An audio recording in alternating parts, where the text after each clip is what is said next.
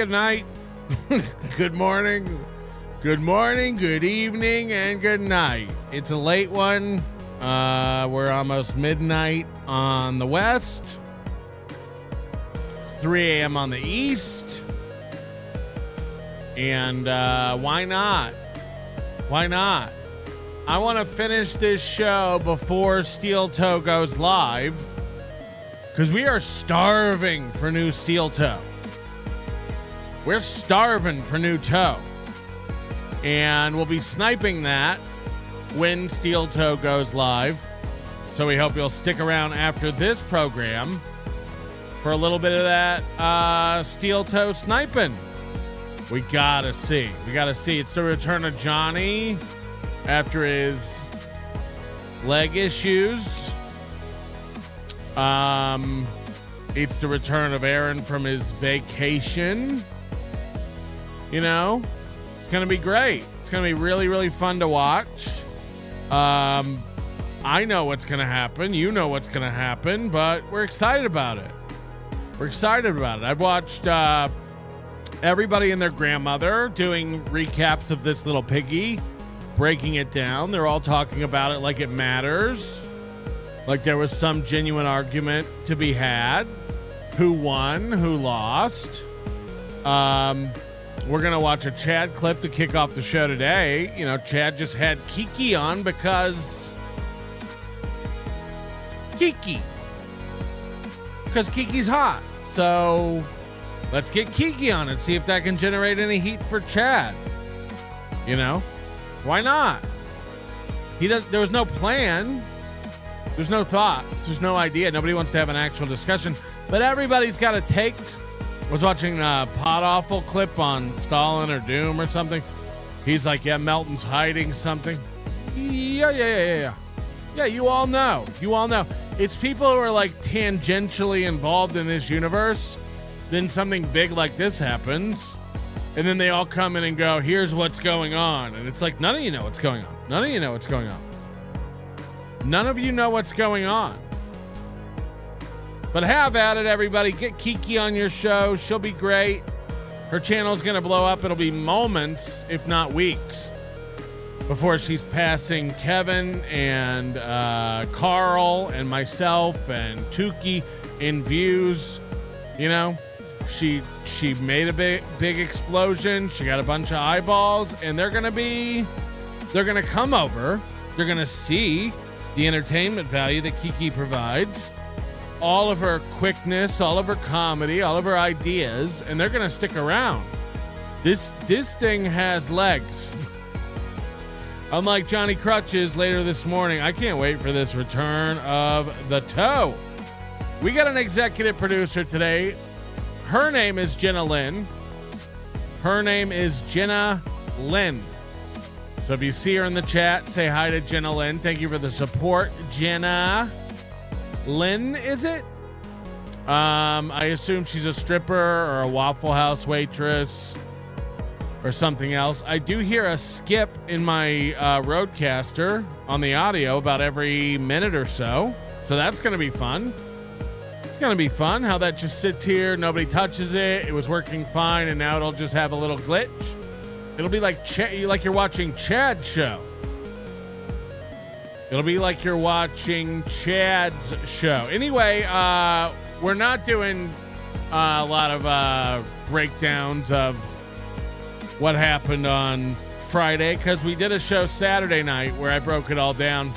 It doesn't matter what I say regardless, so I'm not spending a lot of time on it. I'm not one of these people on Twitter having fights and arguments. I can't imagine a worse way to spend my Memorial Day. So, you know, I'm just barbecuing and getting sun and hanging out with the old fam. And everybody else can get on Twitter and beat each other up and wag fingers and say they're right and claim victories. Have at it, you nerds. Have at it. Hit the like button. We're doing it. And they're all the winners. It's fine. Imagine thinking there's a winner in that situation. Kiki succeeded in getting Nick to feel. Kiki succeeded in making Nick look insane and angry. And unfortunately, Kiki came across like a fucking idiot. You know, the same thing we say about anybody. Like, you get anybody just talking for long enough, and they'll make themselves known to you. And unfortunately, Kiki just came across like a fucking retard. But you'll never convince her that, and don't tell her I said so. Shh. Shh. Keep it a secret, okay? Just between me and you. Oh, yeah, and shout out to Iwa in the UK. It's 8 a.m. She's like, ooh, a morning show. Ooh, a morning show. You hear that little clip? You hear that little glitch? It's like we're Zumocking over here. Hit the like button. We're doing it.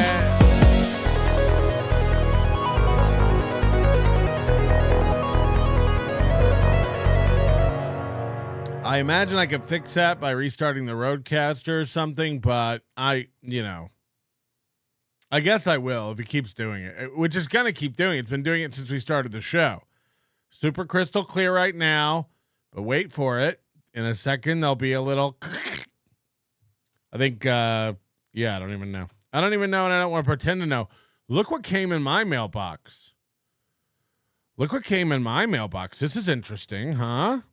This is from Doug Nelson, who did the Hackamania artwork. And I guess he's putting this out. This is going to be for purchase, and there might be more issues coming. Whoa. Doodleverse Comics. And it's got a lot of storylines in here. It's very thin. It's not much, but there's a lot of Ray and John, and there's just some stuff going on. I'm in here. And I think these are going to be on sale. Doug said he'd let me know when and where. Opie's in here. They've got me dressed like Superman, but also like, there's some boxing stuff going on. There's Aaron. These are great. I don't know. These are great. Chad's in there. Kumia's in there. Aaron's in there. And I guess, again, this will be up for sale. This is number 1, featuring your beloved Dabbleverse characters. So shout out to Doug Nelson. Let us know when that's available. And I'm so honored to get a preliminary copy of that. Okay. Thank you very much. Ricky Bobby, member for 8 months, says Kiki and Aaron have the same condition where they think they're the hero and not the joke. It's just like there's no hero in that thing. Like, again, like Nick did not come out looking great in it. He knows that. He knows that like all his haters are doing victory laps, going like, we got you to yell, we got you to spurg out. And look, there's even like some insane stuff. Like Kiki said on a thing, like it's so clear that he kept leaving to do whippets, and it's like, why is that clear? Why is that clear? This guy's in a heated argument with somebody he's never gotten to yell at, who's been, not only trashing the woman he loved. And again, people go like, oh, Melton sticks up for Nick. I think April's a simpleton. I think April's non-special in any kind of way. I've never met her, but I got to hear her talk. I could understand why you'd want to put your peen in it. But I'm not in love with her. I think she's dumb. I think she's stupid. But Nick and I are allowed to disagree on that. Nick can think she's the most special girl in the world. A lot of people think my wife's retarded. I wouldn't have it any other way. It's what I prefer. I prefer a slow, dim-witted bitch by my side. And everybody has a match. You know what I mean? So that is what it is. But people are going to do that victory lap. And a lot of people are going to make up stuff. Again, KB, we watched that clip where KB's like, Nick does coke with his children. And it's like, okay. Again, like, okay. Nick will sit there and argue with you on Twitter about it all day. I won't. Kiki has tagged me in 900 posts all weekend long. I couldn't imagine arguing with her. I don't when I say it, I mean it. She's too dumb for me to talk to. There's a lot of people in this universe in that category, whether it's Jake Hudson, Stevie Lou, Chad. There's no point in having a conversation. We have nothing to talk about. I don't really give a fuck about you or whatever you're doing. Have at it. Good job. You do you. But also, like, there's no intelligence there. There's no ability to argue in good faith. So I'll be skipping that. Okay, you won't ever catch me wasting my seconds, minutes, and hours. If you ever see me arguing on Twitter, I'm taking a shit or I'm sick.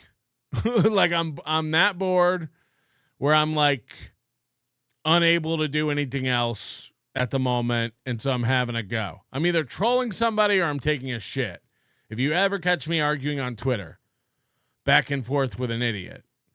So tag away, call me a loser, say I lost, and sure, man, sure. I don't really give a fuck. I'm very, very aware of how the internet works.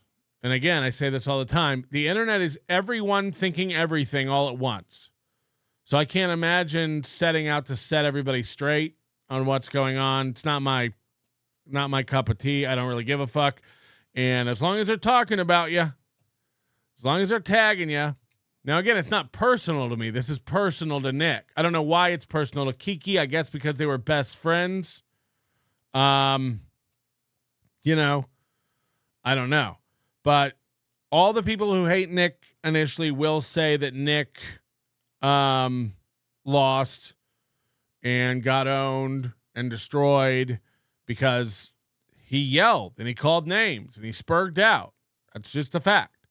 All the people who hate Aaron or Kiki will say that Nick buried Kiki. I wasn't really even paying attention to the argument. The first time I piped up was when Kiki was mixing up stories, trying to set that record straight. But again, she's too dumb to even take on that new information. She's too dumb to even accept what she's like. No, you said you talked at the traffic stop. And it's like, it wasn't a traffic stop. And he never said they talked. He said he saw her in another car, So we're off the rails. And then everybody's going to tell me Melton knows what happened at the traffic stop. I don't. But I do know what Nick said. And you're quoting what Nick said. So we might as well, again, get the source material correct. And then they're all like, look at Melton thinking he knows it all. I don't. Let's get out of here. Patrick Panhandler says Patrick railed on April for Nick for 2 years and Nick sucks him up, but Nick is mad at Kiki. Got it. I don't have to like the same people my friends like, and I don't have to like the same people and my friends don't have to like who I like. Again, Panhandler hates Tukey, and I love Tukey. That's allowed. And you should be proud of yourself for being able to separate the two in your head. I'll tell you what's a siren song of fucking morons is people going I don't deal with you because you deal with them. I don't like you because you like this person. I don't work with you because you work with this person. It's again, unless it's something really, really extreme, if Shuley continued to employ this guy who got arrested for tons of child porn, it'd be that's a little sketch. That'd be it. That'd be a somewhere where that template would line up and make sense. But for the most part, it's just people have hundreds of relationships with other people, and you're not going to be in line with all those relationships. There's nobody whose relationships are going to overlap your relationships and everything you like, and you'd be insane to, think that that's how the world works. And by the way, when you make that your Nick says, did I call you a friend? I didn't. I just said friend. I barely know you, Nick. Nick's always been kind to me, professional to me. And as far as I know, never lied about me. Aaron lies about me all the time to make himself feel better. Aaron's deceitful on every facet of his personality. We've watched him write letters of confession about what a petty narcissist he is. We've watched him admit it live on his program. We've listened to many scorned lovers of his testify, whether it's in court documents, in tweets, by getting restraining orders, by filing complaints. We've watched what Aaron Imholt does. I've never had a complaint filed against me against anyone. As much as everyone wants to put all these things on me, it's like, okay, well, one of us doesn't have to ask the court when we go somewhere. So there's real and there's not real. And, I don't know Nick. Nick is like basically Stuttering John to me. And I don't mean that he's a boob who's retarded, but I basically, like, I don't know the history. I don't know the lore of Stuttering John, and I don't know the lore and history of Nick Rekieta. There's a lot of people, and we've said this since we've been talking to Nick, that are hurt by this man. You let a man hurt you. You said you were a trad dad, and you're not a trad dad.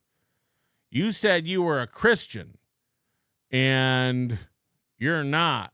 And that hurt me when I found out you were boning everybody down in Jamaica. And it's like, okay.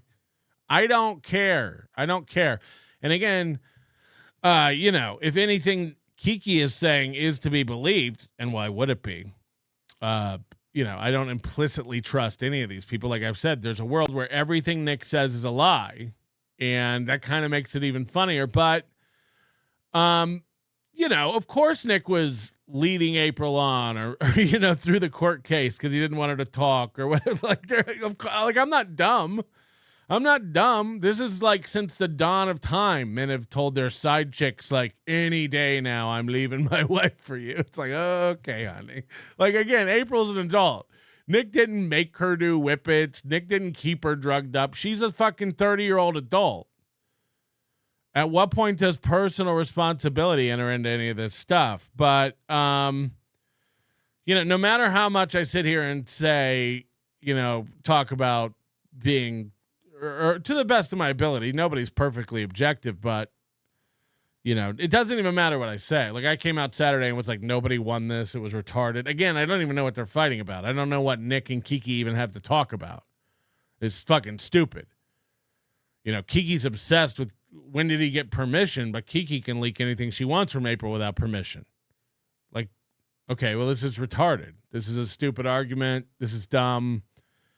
Nobody cares. And I'm not even kidding when I say I tune most of it out. And then people watch that show and they go, wow, I can't believe he's taking Nick's side. It's like, I talked to Nick. I don't have a problem with Nick. Nick came out to Hackamania. It was fantastic. Nick had a lot of bombs to drop. And again, it's a symbiotic relationship. I'm not retarded. Nick uses us a little bit. We use Nick a little bit. That doesn't mean we can't treat each other like human beings. Would I call Nick a great friend of mine? No. Again, I don't know the guy. I've met him once. So I know him a lot more than Aaron. And I'm watching what people are doing now. And I've said this before.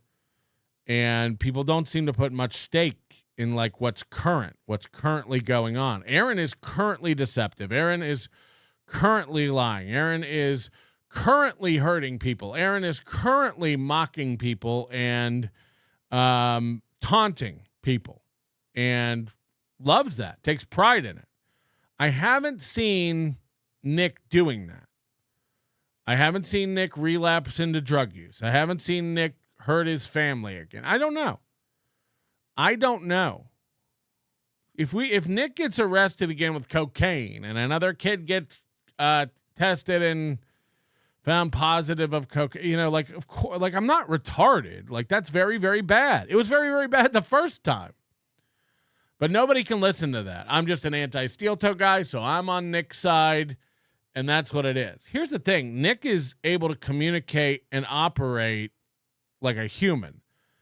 When we ask Nick to come to Hackamania, when we plan Hackamania, when we do things and coordinate and try to get something going, I feel like I can count on him to be there. He can count on me that I'll have a hotel room. Shut up, even though that didn't work out. But you know what I mean? Like, I don't think Nick genuinely thought we were punking him or playing with him. There's a professional way to treat each other.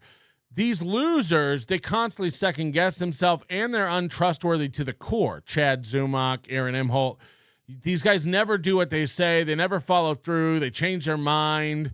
Stuttering John books a comedy gig, takes the comedy gig back. Chad Zumock, we're canceling the event. We're doing the event. The event's sold out. The event's not sold out. I'll come to Hackamania and tell them all what's going on. I won't ever go to Hackamania. I was never going to Hackamania. It's like, okay, well, this is why nobody works with you. That's why nobody works with you. I know when I booked Cardiff and Carl and Tukey and all these people, Dick Masterson, again, Vito and OJ, I guess, a little flaky and on the edge. But for the most part, these people I don't need to babysit it. I don't need to micromanage it. They'll be there. They said they'd be there. They know that they'll get paid. They know they'll have a room and stuff because I said they'll have a room and stuff. You build a relationship and you build trust. Aaron Imholt can't do that. Everything Aaron Imholt claims to want to do and claims that he's going to do, it falls apart. Those guys should fight me 5-on-1. Okay, we will. They said they won't do it. Huh? Yeah, actually, my lawyer told me I can't do it. It's like, okay. Well, nobody shall work with you, and that's why your events are your events, and my events are my events. That's just fine. Modern Hayes, love the show, love you, Melton. Don't have an unhealthy relationship with me. Treat me like I treat Nick. Spider McGee, the Dabbleverse has mass main character syndrome. I mean, I think everybody does to a certain extent, right? I mean, because you're only playing your character and you don't get another life, right? Anyway, here's Chad Zumock having Kiki on, and again, why is Chad having Kiki on? Well, Chad has nothing to do on his show. He has no ideas. There's no point to it. There's no structure. He's not giving you his insight because there is no insight rolling around in that empty, wet brain of his. But Kiki's hot right now. Kiki went on Kevin's show. Kiki went on Melton's show. And so Chad feels left out. And we saw this Friday night, Chad losing his mind on Twitter. You should have done my show. You fucked up. And then she goes on Kevin's show, which makes Chad even more angry because they're current enemies right now. Give it a week or so. And let's see what Chad does with Kiki, the hottest Dabbleverse personality around right now. I don't know what happened. What happened? I'm pissed. I had it all set up, ready to go. Ready to roll. Ready to go? All right. Let's go to the phones. Fuck it. Hit the like button while you're here. Let's see if he's on the phone. See if he wants to come on. Now, when somebody says, let's see if he's on the phone, it makes it sound like they called in and you're going to them. When Chad says, let's see if Sam Tripoli's on the phone, it means I'm calling Sam Tripoli. Let's see if he answers, which is insane. That's insane. Let's see if Sam Tripoli's on the phone. Well, he's not until it rings.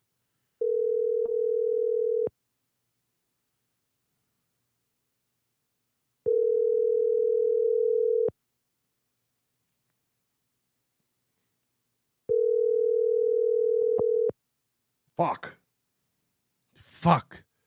I wrote down that would be the first 15 minutes of my show talking to Sam Tripoli. Now what?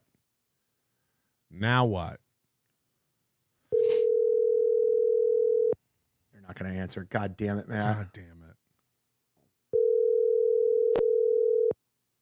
Your call has been forwarded to voicemail. The person you're trying to reach is not available. At the tone, please record your message. When you have finished recording, you may hang up.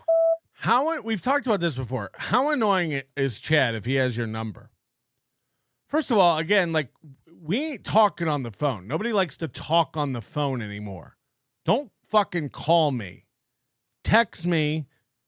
I'll get back to you the minute I can. Don't call me. Chad has said many times he talks to Florentine every day. He calls Godfrey out of nowhere. I imagine he bugs the fuck out of Swartzen. And now Sam Tripoli has somehow found his way onto Chad's radar again, and Chad cannot leave Sam Tripoli alone. So now Chad thinks Sam Tripoli is content. And apparently I said boister the other day instead of bolster. And people are not letting me forget it in the comments. I look like a fucking idiot. But Chad counts on these Sam Tripoli conversations now for content. He's like, let's get Sam on and see what Sam's doing. It's like, why? Tripoli, this is the Z-Man, Chad Zumock. I'm calling you live on my show. I just want to wish you a happy... Yeah, you're right. I think you're right. Chad's new idea is bothering comedians and businesses on shows. And imagine leaving a message. You call him, hey, Sam, I'm just doing my show. Again, 300 people are going to see this. I'm just doing my show. And then they private it. Just like Kevin Brennan. It's like, MLC now is 600 people watch it if he's lucky on a good day. And then it's over. And then it goes behind a paywall where less than 600 people see it. His Patreon, you go watch that. There's some site that tracks your Patreon. It's like, not good. So these idiots have no show. They're not talking to anyone. There's no discoverability for them. They don't get it. It's like when Ray puts his show behind a paywall every day, and somebody asked him recently, like, why do you put every show behind a paywall? He's like, I don't know. Great stuff, Ray. So you're Ray, Chad. You're everything you hate. Now he's going to leave a comment. Imagine how many messages Chad leaves for people all day. Imagine just when he's not on the show, he's just sitting there. Yeah, I'll call Sam. I'll call Florentine. I'll call. Okay. Happy Memorial Day. Great episode of Bye Chad this weekend. Make sure you sign up to Sam's Patreon for it. Also, YouTube subscribers. You can, Sam and myself, you can become a subscriber on YouTube where you can watch the show and get extra content. So give me a call back. Bye, Sam. That whole plug was on the voicemail. Like, again, when I say these people are too stupid to talk to me and they can't ever leave me alone. Chad emails all the time. Chad calls into the show all the time. I'm not clout chasing. I'm not looking for a fight. I got nothing against these guys. I wish them the best. I hope Chad doesn't end up 65 alone and poor. I just know it will happen.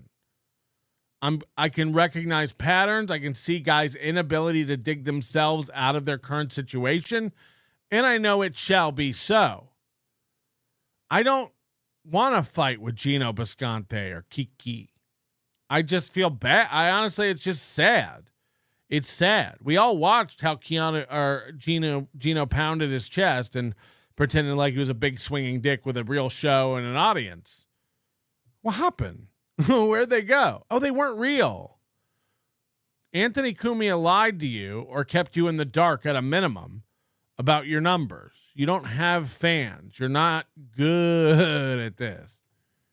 It's sad. It's sad. And again, you'll deny it and you'll pretend like you're a winner and you'll pretend like you have numbers and you'll pretend like you're a comedian. But we know you're selling grills.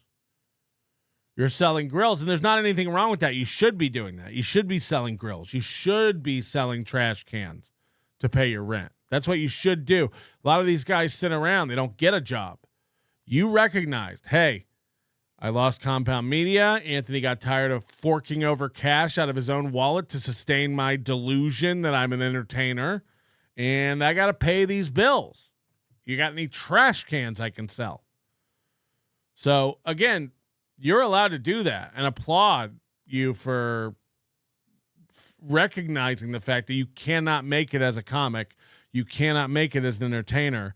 You're growing old and bitter, just like Kevin Brennan. It's amazing you guys have found this new synergy. Oh, wait, you're all just fucking looking for something off of each other. Kevin's clout chasing, and Gino needs a new daddy to pay his bills. So hopefully Kevin will become their new Cumia. If you can't see that and see what's going on, you're just blind and you're not being honest. So, hopefully it works out for everybody over there. YouTube subscribers. You can, Sam and myself, you can become a subscriber on YouTube where you can watch the show and get extra smooth pitch content.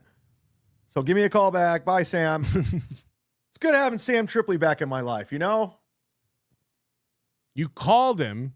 He didn't answer. and you left a message. It's good having Sam Tripoli back in my life. And that's the way Chad looks at every relationship, by the way. It's good Swartzen's back in my life. Every time he goes to Key West, I open for him. It's great stuff, Chad. Sounds like a real friend. It's been a long time. I miss the guy. A lot of people really dislike Aaron. So now he has Kiki on, of course, because, again, clout chasing. Kiki's the hottest thing in the universe. And I'm sure, again, Chad will pay her because Chad does right by people. And Kiki doesn't go on free shows. And they want to be, it's tribalism. They want to feel they're a part of something. But podcast tribal. This is Chad's favorite argument, which we blew up at Hackamania. Chad doesn't want to work with anybody. Chad doesn't want any part of this. But again, the minute something happens, what does he do? He runs over to people who will have him. We saw it. Rocco said, hey, Chad, you want to work together to get Melton? Oh, God, yes. How'd it go? And now Gino, who you used to scream about, and I believe is one of your Kumia's cocks. Well, now they hate Melton, and they got a little heat. So let's work with Gino and Kiki. These are the guys, by the way, screaming that nobody else has loyalty. These are the guys who think that they're consistent. Chad's lonely as fuck. Chad's looking for a gang. Chad's looking for a group. Thought you didn't want to work with anybody, Chad. I'm so glad Sam Tripoli's back in my life. Okay.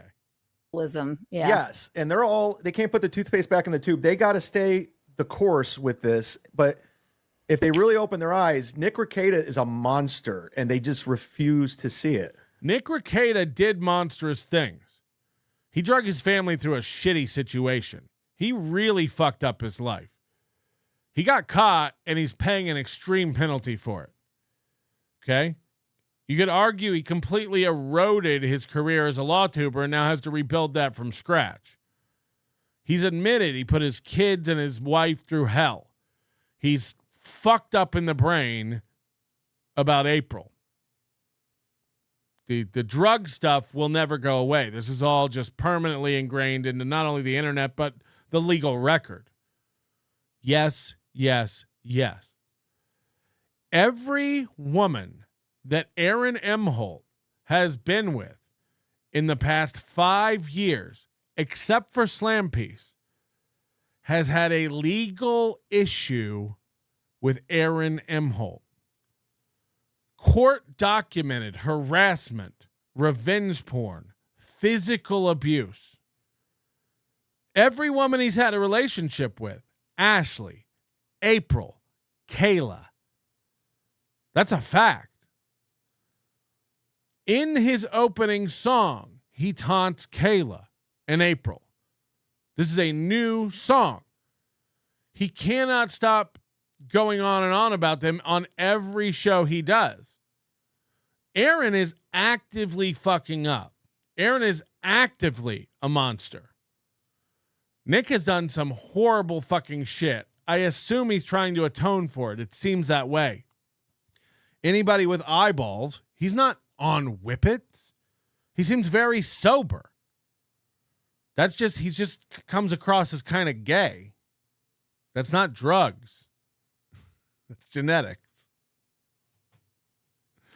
And a man can't help his gay. A man cannot help his gay. So there's just one man does nothing but say I fucked up and I got to do better. One man keeps digging himself deeper and deeper into problems. Now again, Aaron's much farther removed from this situation than Nick is. Nick's situation just wrapped up. So Nick hasn't got a track record of improvement yet. But Aaron has a track record, and it's not improvement. Aaron has a track record of contradicting himself and fucking himself up more and more at every turn. And the lies and the cope and the desperation just get worse and worse and worse. So, it is what it is.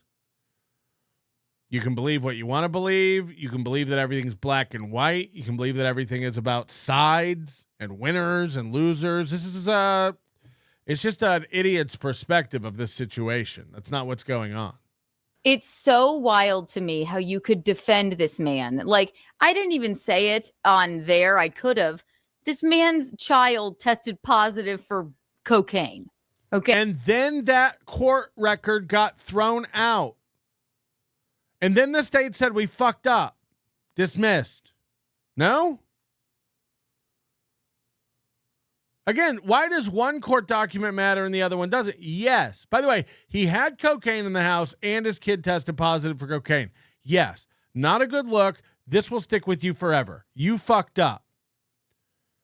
But then they realized they fucked up and gave his kids back. That part just gets thrown out the window. I don't know what we're arguing about. I don't know what we're fucking with here. He's screaming in the chat, I was never charged for the positive test. I mean, I know that. I know that. It's all, again, this is in court documents, but they don't want to read those court documents. It doesn't matter that it got thrown out. And by the way, when kids test positive for cocaine, if it's legit, it doesn't get thrown out.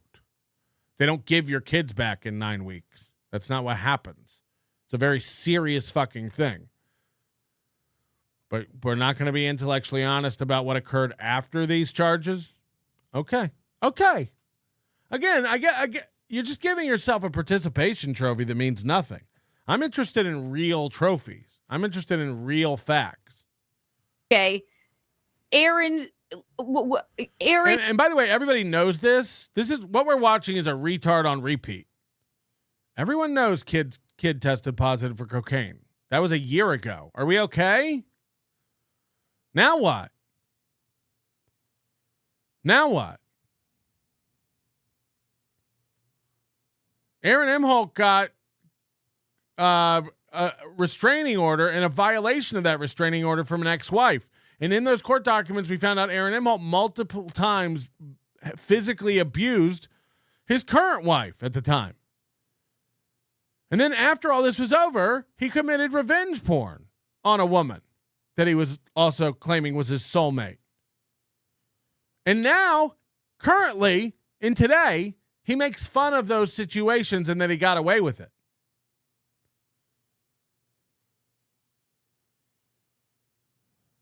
Nick hasn't been giving his kid cocaine today. Aaron will play a song today calling his ex-wife a coke whore and saying she has a smelly pussy. Who do you think's healing? Who do you think's working on themselves and trying to get better? Now, again, not a good look for Nick the other day. It's not how I would respond to everything. Nick spent the weekend yelling at everybody on Twitter. It's not what I would do. It's not productive. And again, these are just idiots. These people aren't interested in the truth. They're not interested in you having changed their mind. You're talking to them and yelling at them like they're capable of, oh, I didn't know that, Nick, and flipping their brain. Like, that's not going to happen. They hate you. They hate you. They're fucking with you. And they're getting you to yell on Twitter for hours and hours and hours. And you got to stop.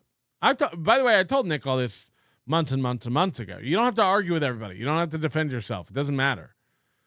The people you're defending yourself against don't give a fuck. They hate you. They hate you. You know, it's like Stevie Lou calling me a pedophile every day on Twitter. It's like, do you think I want to sit Stevie Lou down and have a conversation and explain to him how I'm not a pedophile? He doesn't think I'm a pedophile and he doesn't care. That's not what we're doing. He's a baby and he's hurt and he thinks that's the way to hurt me is to call me a pedophile over and over again. What it really does is make you look insane. Looks like you focus on sex with children nonstop. It's insane. It's gross. But have at it. And again, if that's how you want to spend your days, then you shall garner all the rewards that come from not working on yourself and not doing anything yourself and just screaming into the void. Because I'm never going to engage. I'm never going to go back and forth with you about it. I understand what's going on. He don't believe that, and he don't care what I think anyway. So what's the point of arguing? That's just a fact, Jack. As the hottest girl in the Dabbleverse, butthole pictures are doubling in price. They'll now be $6.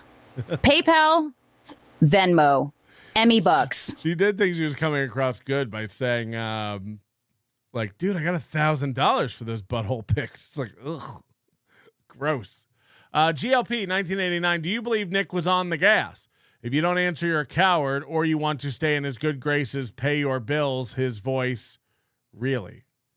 Okay, this is all over the place. Hey, again, I've said it.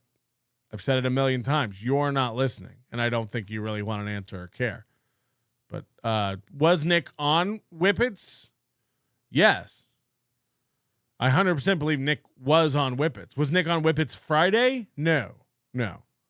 You think that's why he kept leaving the channel to go, oh, I'm in the middle of a heated argument. I need to go do a Whippet. No, I'm not retarded. No. So I don't think Nick gave his kid cocaine, and I don't think Nick was doing Whippets Friday every 20 seconds when he left the stream. I think the stream went on much longer than it had to, and he has responsibilities. I think he had to go check on his kids or something. I don't know. It's not my business. Do I think he was getting off stream to do Whippet every 10 seconds? I do not. Could he have been? Sure. Do I think he was? No. I look, man, he did a stream Saturday night as well. And he seems to understand the gravity of the situation. He's like, I go to prison. It's not a game. It's not a slap on the wrist from now on. If he gets caught with alcohol, he goes to prison. So do I think Nick is stocking up on Galaxy gas and getting loopy live on a stream? I do not. It would be incredibly fucking stupid.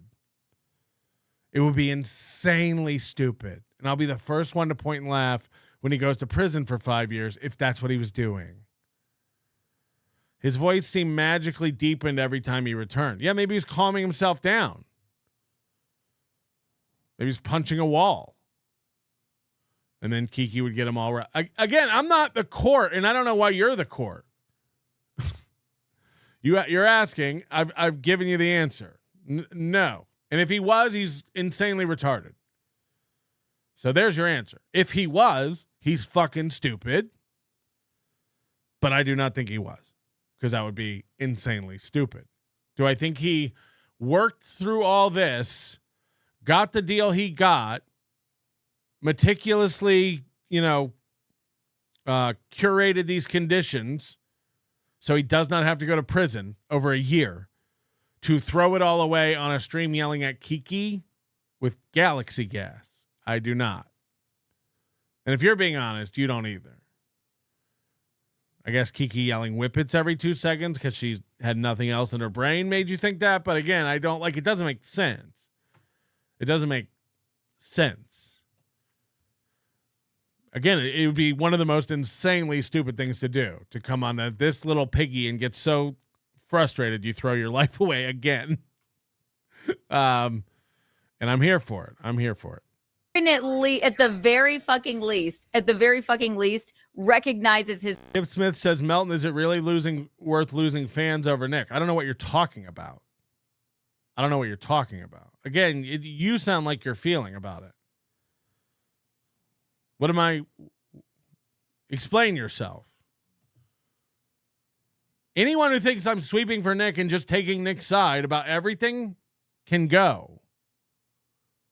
I don't. What do you want me to do? You're asking me questions. I'm telling you answers. These are just logical, objective answers. Yeah, I guess he was doing Whippets nonstop on the Friday show. You're retarded. Like, do I want to lose fans over Nick? I don't know what you're talking about. His foibles, but none of them are fucking like that, are they? No. He emotionally abused April. Fucking was a monster. Is still a monster. Hey Kiki, are you? Oh, hold on. Anybody who had to do tests knows what drugs they can and can't do. Oh, then I guess he was doing Whippets. Doesn't that sound retarded to you?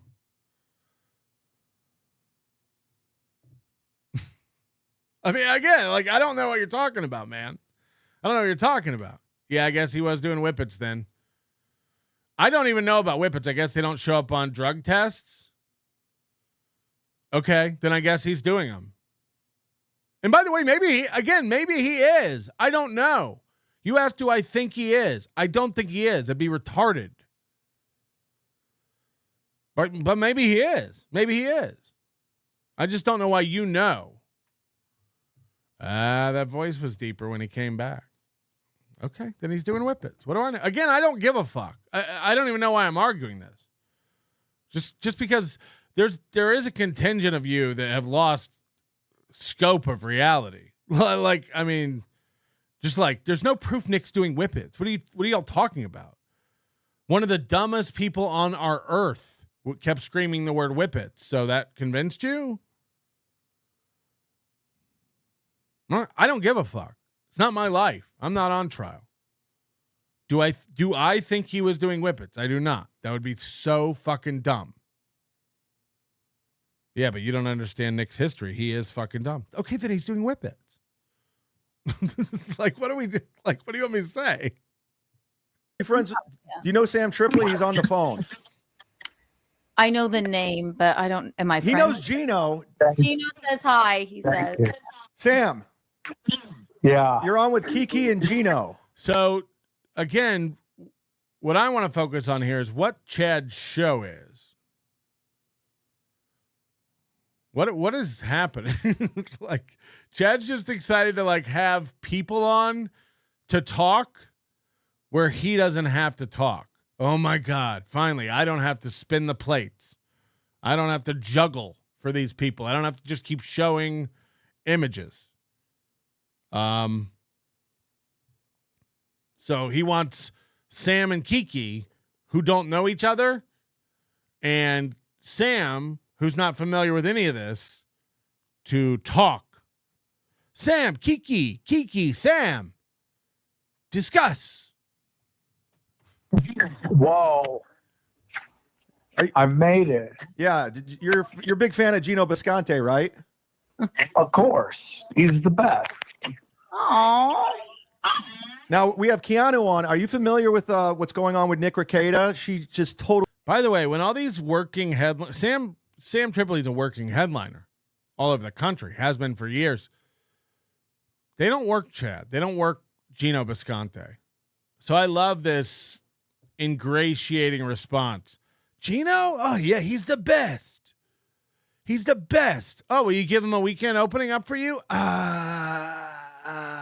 You're breaking up. You're breaking up. Gotta go. Gino's the best. Totally lit him up on Friday. Well, what happened? So she basically went on this show with all these I nerds. can get pulled into this this war of retards. Yeah, and you can always tell how much the Godfreys and the Sam Tripolis respect Chad, because they're always like in the middle of working out or fumbling around in their car looking for a lighter. You can always hear the noise going on in the background. They're always multitasking because nobody wants to stop and give Chad respect. Nobody will just like be on Chad's show. They'll call him back because like, what do you want? in now. You're in. I'm out. I'm out. You're in. You went to Red Bar's house. Oh, yeah, boy. I did. I went to his studio too. And if I found out where his doctor was, I'd go there too. So Keanu went after Nick Rekieta and just honestly like lit him up and made him look like, I mean, it's all over the place. It's viral. You should check it out. It's like the thing about that assessment is, again, Rekieta came out of that looking like an emotional baby, screaming, yelling, name calling, insanity. And there were a couple times where Keanu put questions back on him, just watching back the clips again, because I wasn't really even like there. I was hovering above my own body, watching this experience unfold. I could give two shits about what they were arguing about, but watching the clips back now, I do see the times where like Keanu said something that caught Nick off guard. It seemed like he was stalling or not answering. 100%. That happened. Kiki did not do anything to Nick. Nick just came in emotional and hot and yelling. She didn't make him do that. He just, if he ever got a chance to talk to her, he was going to do that. There was no cunning chess play by Kiki that tricked Nick into reacting like that. Nick came in like that. Nick was just mad.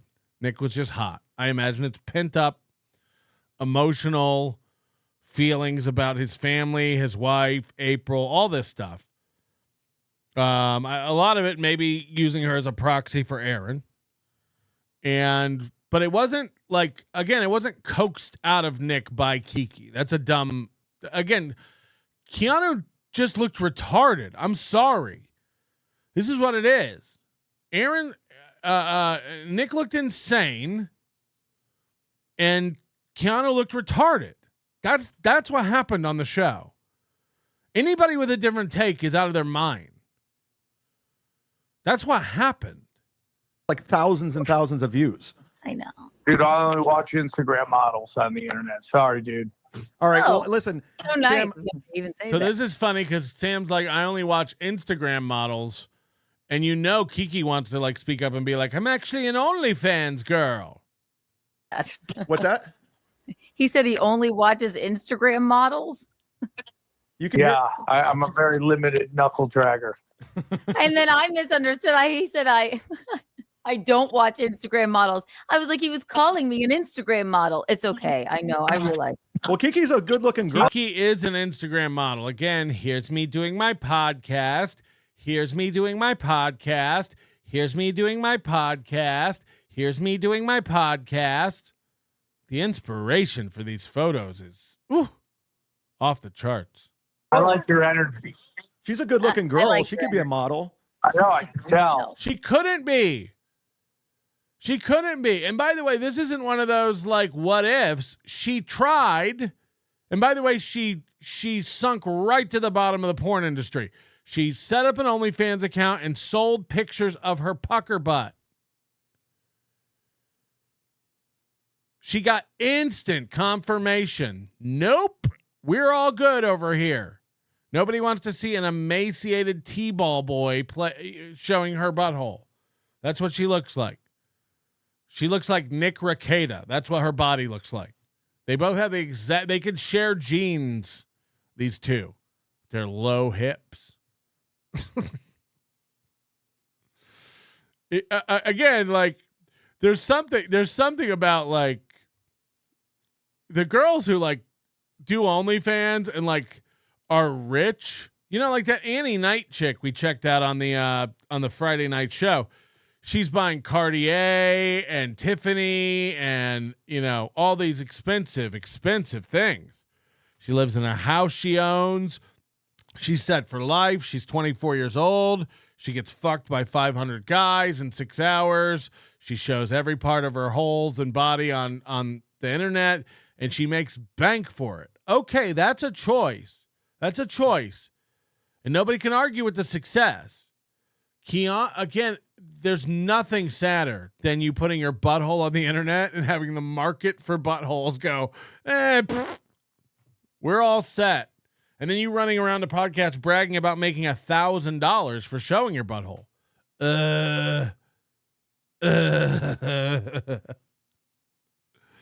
Not a good look. Not a good look. And if you don't know what we're talking about, this Annie Knight chick let 583 men fuck her in 6 hours. Then she had to go to the hospital for 2 days because she couldn't stop bleeding. So, regular rules. I couldn't be. Do you want to be? No. Not anymore. Isn't that funny? I did want to be a model. And then again, not even the industry, just men who pay for butthole pictures all went, we're good. Just regular schlubs, construction workers, retail workers, Subway sandwich artists, the losers who have OnlyFans subscriptions. Not talent agents, not modeling companies, just normals looked at you and said, no, thanks. $3 for a butthole pic. I'm out. Because again, all the buttholes are free. All the porn is free. I can't. Josh Denny used to talk to me about all the porn subscriptions he had. It's like, that's all just free, right? I can't. You're paying for porn? I don't even understand it. I don't get it. All the porn is free. The ads, you skip the ads after 5 seconds. You can't just hold your dick for 5 seconds. I'm mid-stroke. Yeah, it's a short shelf life. I already went through eating disorder day camp back in the day. So Yeah, and then you gotta do weird stuff with rainbow dragon dildos. It's not fun. okay, we have a different interpretation of the word Instagram model or model, but okay.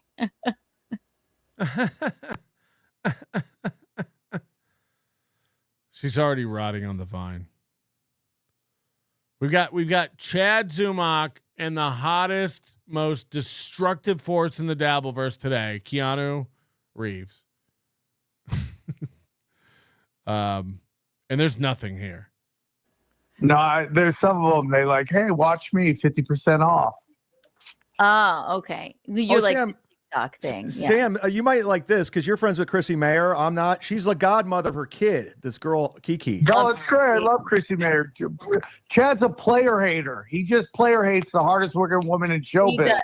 She is. She's she's one of my very best friends, and I hate you too. Now remember, Keanu called April one of her very best friends too. She's met Keanu twice. Or sorry, she's met April twice. So these words mean nothing. I don't even know if that's true about the goddaughter, godfather thing. That's crazy if that's true. Imagine a world where your baby, something happens to you and your baby has to go live with this chain smoking succubus. Yikes. Yikes. We'll put the crib right over here by the ashtray. Guys, about to go live on Keanu Cast with my new baby. Ugh. Ugh. Chad, Right. you went too far, and I've said that to you. All right, What? see you Chad. later. Do What? it again. Do Chad, you're anything. just mad. Kiki, I Do didn't it do again. Chad, you're just mad because What she's you're doing. produced. Do what you're You're doing. just mad I'm sorry. because she's winning. Look at Chad. He's elated about this show. He's like, this is awesome. I have people on here doing all the talking for me. People are dying. It's so funny. No, Chad, Kiki's winning. Kiki's winning. We watch Kiki win. She won. Chrissy is an incredibly successful human being, so do it again. Again, doesn't Chrissy and her husband live in her husband's basement? Her husband's parents' basement? You just can't live in a basement and say you're successful. It's a stepping stone to success. You could be saving up money to buy a house and, but again, you can't from your parents' basement, you can't, it's Chad, you gotta stop hating people because they're successful. This is backfiring on me. Now you guys are double. Now you're coming at me. Now Yeah, I'm getting piled he up. loves this. Look at him. He's like, fuck yes, finally content. Yeah, we're spit roasting you, dude. You're the And Nick. again, I'm not insulting Chrissy May. I don't give a shit. It seems like she's doing great. But Keanu's spin on everything is retarded. Chrissy's one of my best friends. How often do you think Chrissy and Keanu see each other aside from Simpcast? She's one of my best friends. As if there's a world where Chrissy's baby would ever go to Keanu if something happened to her. No, I think the grandparents will take it. Thanks. Cicada of this stream now. Fuck you, Chad. You're a dumb How's that bitch. You're feel? a dumb bitch. You got to go like this. Jeez. What? What And is people wrong? are playing all the clips now of Keanu doing shows talking about Aaron after they had the falling out, and she's like, Aaron lies about everything. His credibility's shot. You can't trust anything Aaron says. And again, I'm not even saying that's true. What I'm saying is someone's lying. Someone's lying somewhere. Gino said the other day on MLC, me and my wife have never lied about anything. Got it. What's wrong with you? Chad, I like that. You can turn it on, turn it off. That's the sign of a guy who's been MK Ultra. April gave me permission. She didn't. He answered that question like 10 times. She wasn't hearing it. And now she didn't. She said, when did April give you permission? He answered her. He said, the first time we ever talked about it, she gave me permission. Our plan initially was to go to Hackamania together. She can't hear that. She's not hearing that. No, April didn't give him permission. Meanwhile, again, that's her big sticking point, and she's allowed to share all of April's texts and conversations with not only her ex-husband, who I'm sure she wishes was dead, but you, the general public. It doesn't make sense. God. All right, Sam, I'm going to call you back because I want to. I know Kiki she doesn't have much time, and I got to wrap it up. Are you going to hook up with Casey Anthony or what? I want to. Why? Let's make this happen. She's probably on Tinder. I would love to. I'm married to Gino Bisconti. No, my God. What does that have to do with anything? Was she was mad that somebody married Gino? Yeah, she's married to no, she's a Casey Anthony, the woman who killed her kid. I love how you had to tell us who she is. No, because I think she's got more Instagram followers than all of us. Who, Casey Anthony? Yeah, I think she has a lot. Okay. Hey, Chad, are you going to date Casey Anthony? I'd like to. I'm married to Gino Bisconti. Thanks, Dime Store and Natasha Leggero. Anyway, back to what we were talking about. But I got to wrap it up with her, Sam, so let me call you back. Dad, I can't believe you're kicking me off your show yet again. Well, Kiki yet again. I want to give her... I noticed that this entire clip, Keanu hasn't been able to stop playing with her hair. What's going on? Is that normal for her? Does anyone here watch her show? Is she normally can't stop playing with her hair like this? Flowers. I want her to run her victory lap. You give her flowers, bro, but every time I call in, Haley from Pretty Antisocial does this, and she gets ragged on all the time. It makes you seem dumb, or nervous or something. I don't even know. Always have to go, and you kick me off. Well, I'll call you back. Stay. Jeez, Chad. Oh, he hung up on me. Yeah. Sorry, he was calling. I thought it'd be interesing, but I guess I was wrong. Yeah, you were. Now, running through my mind, you're not nice to literally anyone that I like. That's funny. You hate Kumia too. That's funny. And then I love this new thing where Kiki pretends like her and Kumia are great friends. This is nuts. What an insane world. Iwa, dumb Kiki was trying to follow the Ricada's story timeline. It's amazing how dumb she is. Only insult she could think of was whip it. Fuck Keanu Thompson. Namaste. Thank you very much for the $50. Thank you for the $50. Thank you for the $50. My stream has devolved into a series of citing grievances, complaining, not accepting responsibilities for my personal and career failures, and destroying any viable income streams. I'm fucked. Just one more quick chat thing real quick. I don't want to, it might have been Paul Shea who found this, and I don't want to misquote the source, but we found the video of Chad Zumock. Oh, I just noticed something. We were watching this theme song by the Lambocrats that Steeltoe uses for his opening. And if you look, it's on this channel, Montagraph. Isn't that the guy that Nick Ricada's in a lawsuit with? I just noticed that as I was about to go away from it. So Aaron using this theme song is another passive aggressive. This is again, the way these people run each other's lives is insane. This is nuts. So Aaron uses this theme song that makes fun of him, that roasts him, because it's made by a guy who hates Nick. This is the world we're in. And again, I get accused of like, you'd like anybody who hates Aaron. I use anybody who hates Aaron. I'm willing to listen to anybody with information that could lead to Aaron Imholt's arrest. Do I agree with everything Nick does and says? I do not. Do I think April was a real hot piece of ass who's super interesting, sophisticated, and smart? I don't.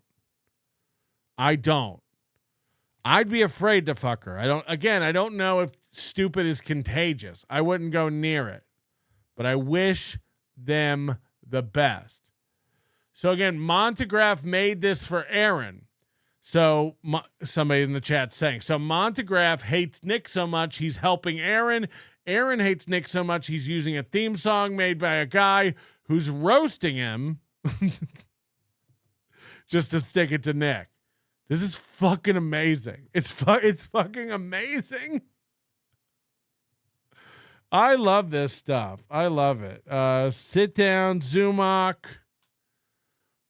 Real quick, just to recap, Chad in his new shoes that he's very proud of. Oh no, did he take down his? Did he take down his shoe unboxing video?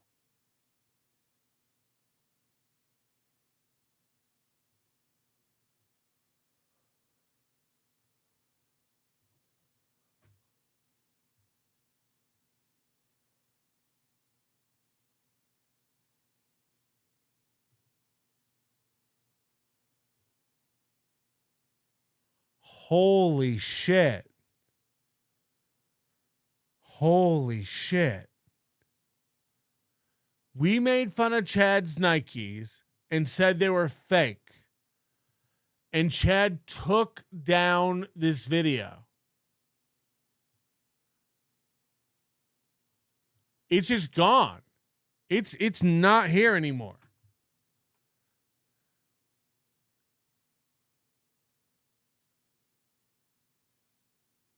And look at this. All Chad does is put up old videos. These are just years gone by. Oh.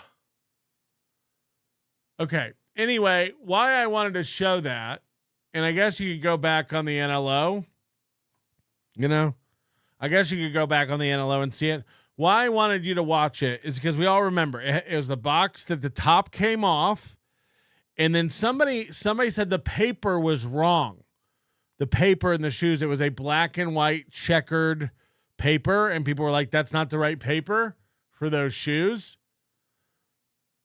And then I got some intel that they don't even really make those shoes in that colorway. Like that's not a thing.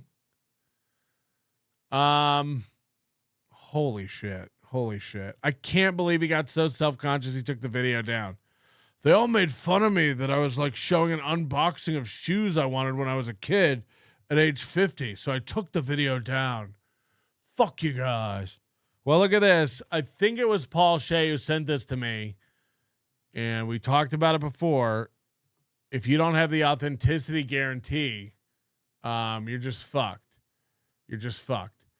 These are the shoes. And we know this is where Chad got them because, and by the way, he paid $274. This is more than we thought. You could have got an authentic pair. Okay, Great Red Shark is like saying, it said replica. Shut up. Shut up. That's not what we're talking about anymore. That was a different website. This is eBay. This is exactly where he got them. That website wasn't where he got them. That wasn't where he got them. Those are $130. Those were replicas, whatever. These are just fakes pretending to be real. $274, no authentic guarantee. Just does not exist on here. And then here's how we know this is where Chad got them. Look at this. Same glossy box. And more damning, that paper. The same paper that was in Chad's box. That paper. Look at it. It doesn't even fit the width of the box. So this is the auction. I've looked at a million of these shoe auctions. Nobody else has this paper in their box. So not only did he pay $300 for fakes. Again, buying shoes on eBay without the authenticity guarantee is so insane. Like, it's so, click on any other shoe auction. Look at this. Just randomly. Authenticity guarantee right there, right at the top. I just clicked a random one. You know why? Because frauds are so prevalent. You'd be stupid to buy shoes that aren't guaranteed to not be frauds. You'd be stupid. And that's what Chad is. That's what Chad is. No authenticity guarantee. $274. Same paper. Ooh. Yeah, he got DeVito'd. He got DeVito'd. DeVito'd. Can we watch Michael Ray Bauer's latest masterpiece? He's starting a new program. I think you're going to be interested in it. While you're waiting for me to get it together, hit the like button. Let's talk about it. Hold on. Why'd you bring the fat chick? Why you bring on the fat chick, Zach, to ask Kiki about being DV'd? I mean, I didn't. You know, we had a whole show planned, right? And you think I went off camera behind the scenes and told somebody to come on and ask about, again, I don't even know what they were talking about. So I don't give a fuck. So this didn't happen, I guess. I don't know. I don't give a fuck what people ask about. This is stupid. Who cares? Who cares?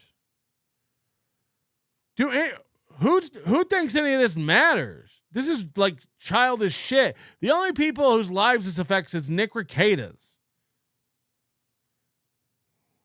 As evidenced by all the screaming. I don't know why you're upset. I don't know why Kiki's upset. Kiki's not April's friend. Who gives a fuck about April? Who gives a goddamn shit about April? Nick? He's dumb. I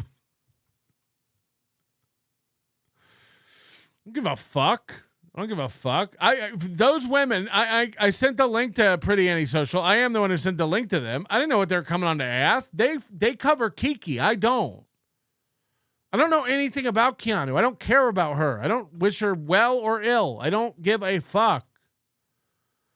That's why when she comes in my chat yelling at me, it's so insane. It's like, I don't know you. Leave me alone. You got a chick to come on to ask questions you couldn't ask, big boy. Yes.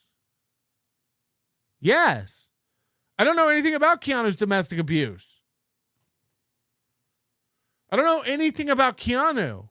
So yeah, I had no questions. Yes. I don't have any questions for Keanu.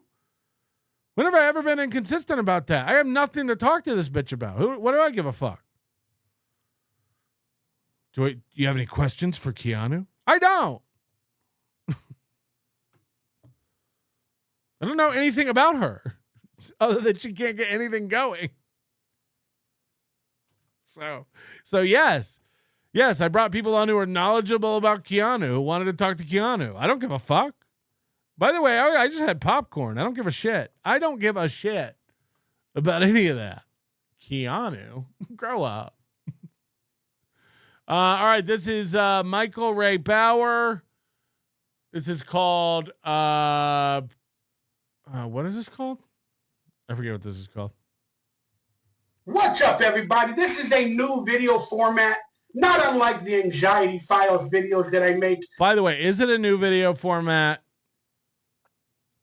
Is this a new video format?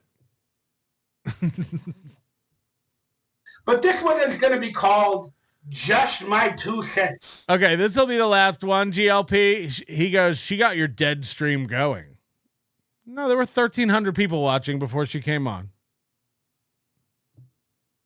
I think there were 1,300 people watching when she came on, so it didn't affect the numbers at all. I don't, So now that we know you're just a troll and not arguing in good faith, we'll ignore you. Like, again, I don't know. These are just facts. Like, the stream wasn't dead. We had 1,300 watching like we do every Friday. We had Nick on talking about the arrest. That was all interesting. We were talking about Aaron. That's what the show's about. It's not about Kiki. I don't even know what they were fighting about.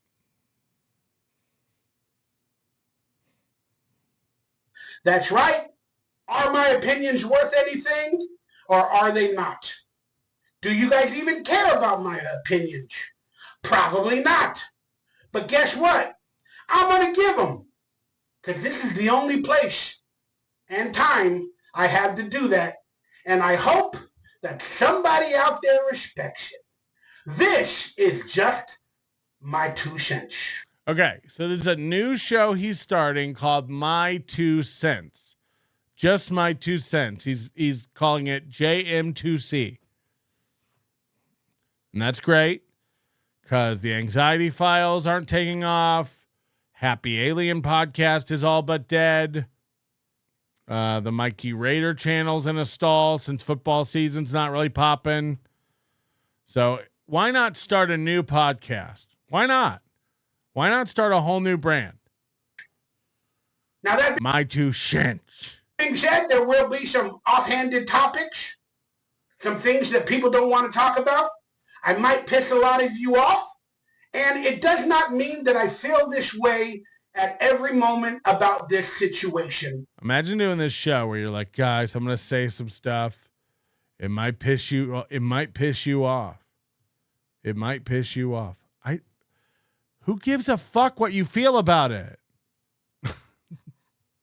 At every given time.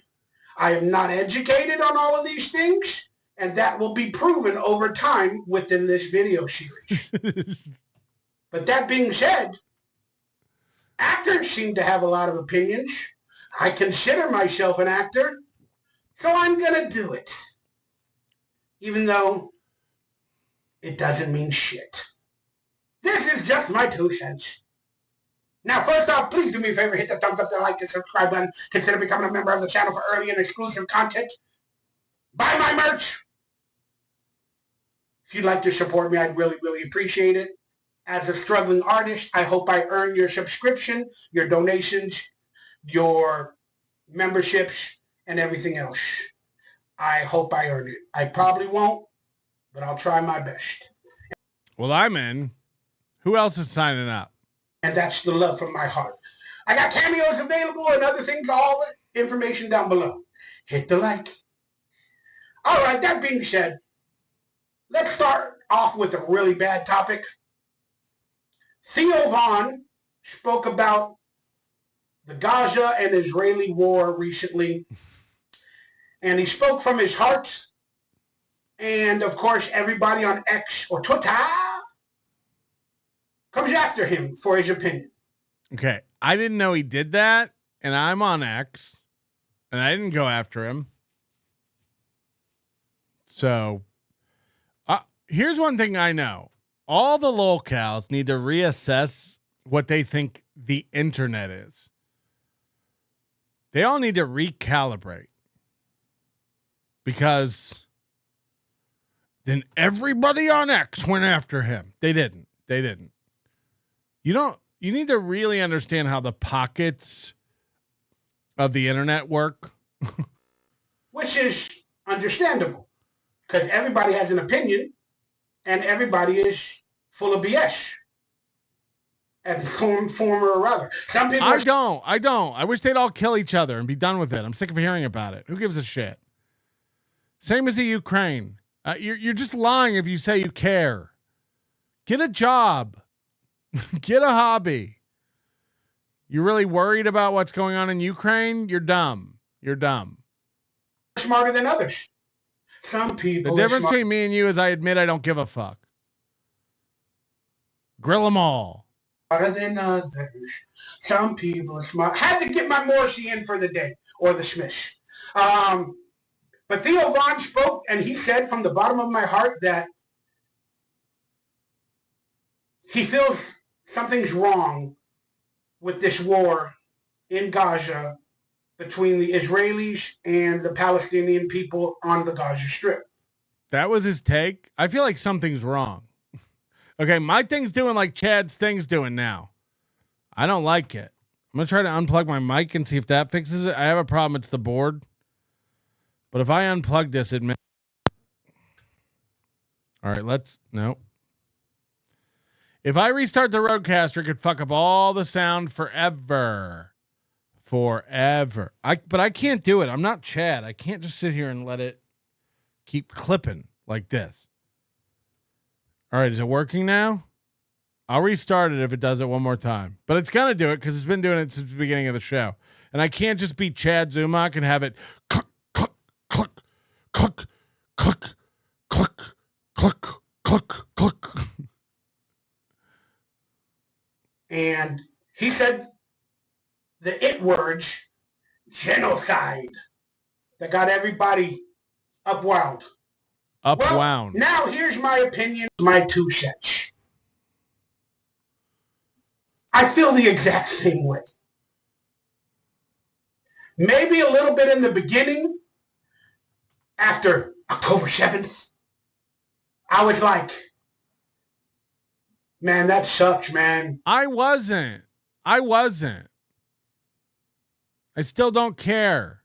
I don't know the history of Gaza, the Palestinian people versus the Israelis, all the religions, and I do not know any of that. I am not educated. I'm just talking about it from a human stance. And that's what I think Theo Von was talking about it, even though he's not a geologist.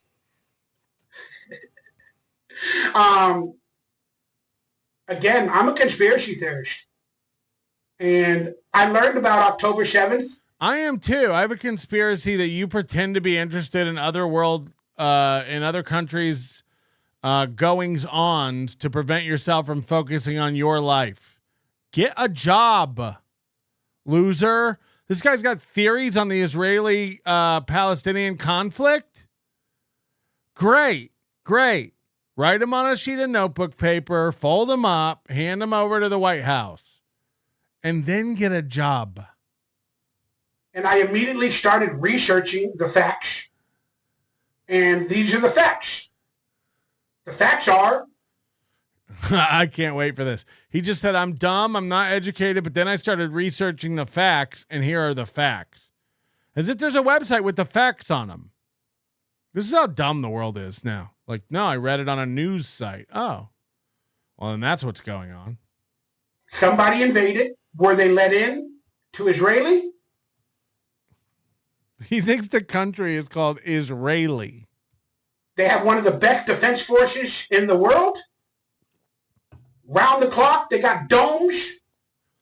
And somehow... Oh, no. Does he think the Iron Dome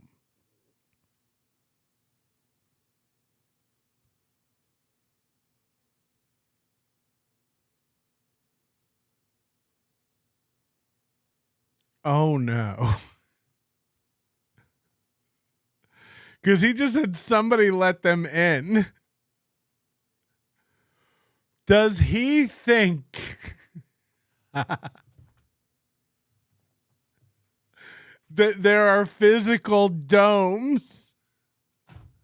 Oh no. Oh no. Here's what I think.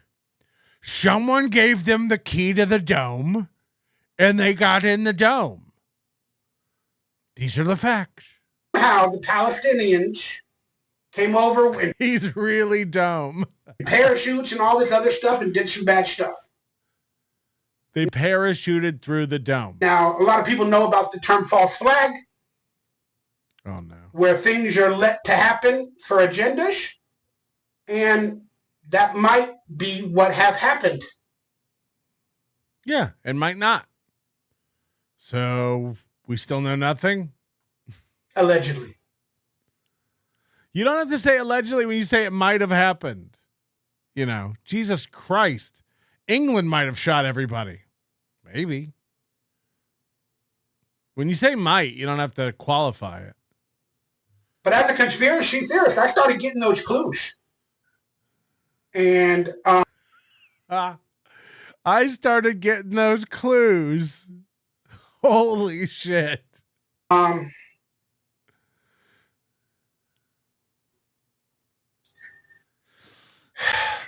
I went and read all the conspiracy theory websites, and they gave me a bunch of clues, and now I believe those conspiracy theories. So now after so many months or a year or however long it's been, we just keep hearing stories of ceasefire, not a ceasefire. They keep doing this, they keep doing that. hey, Michael, it's been thousands of years. Where you think peace in the Middle East came out after COVID? These are fucking savages. It ain't never gonna get better. They gonna kill everybody with nuclear weapons. That's on the calendar already. We just keep pushing it out. Holy shit. Yeah, they break a ceasefire, they break a ceasefire. They break a ceasefire, they do a ceasefire. Yep. I started looking into Iran. And, you know, Donald Trump and everybody else wants to build the damn resorts, and now they're going to try to go through with that. Now they got people on the ground. They're stopping food from being delivered. They're Good. Build a wailing wall around it all. Build a dome. You know what? That's a good idea, Michael. Build a dome and let them all starve. I'm sick of this. showing the proof, and it feels wrong. So the people that are not educated in conspiracies or this or that or false flags. People who are not educated in conspiracies. Did you take Conspiracy 101 in college? Like Theo Vaughn are starting to realize something's wrong. It doesn't look right. It's not humane. And when they're censoring people for certain words and all this online and everybody's... Again, you're not hurting anybody in the chat with your comments, but you are not allowed to spam.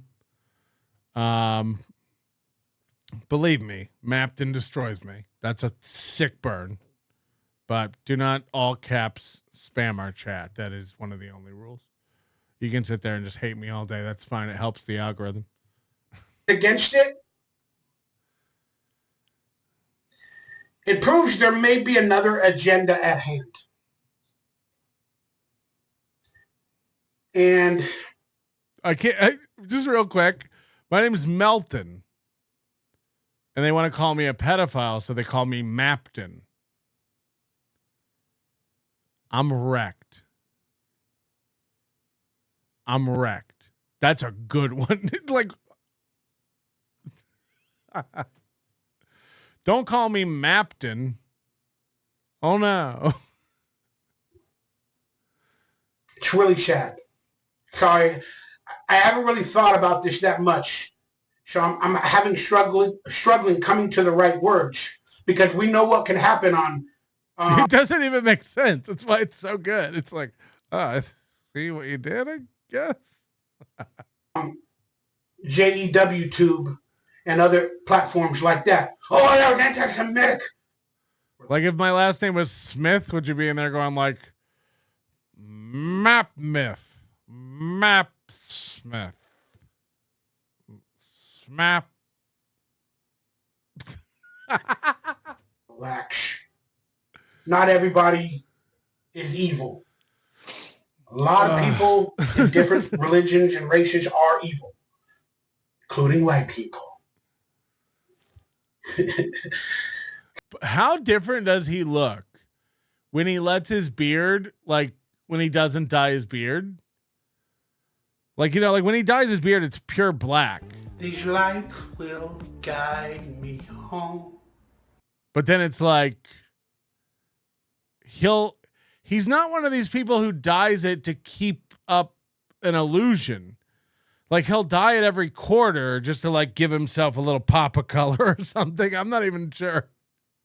So, Theo Vaughn, I just wanted to say thank you, man, from the bottom of your heart for your platform, for speaking out and telling your true feelings.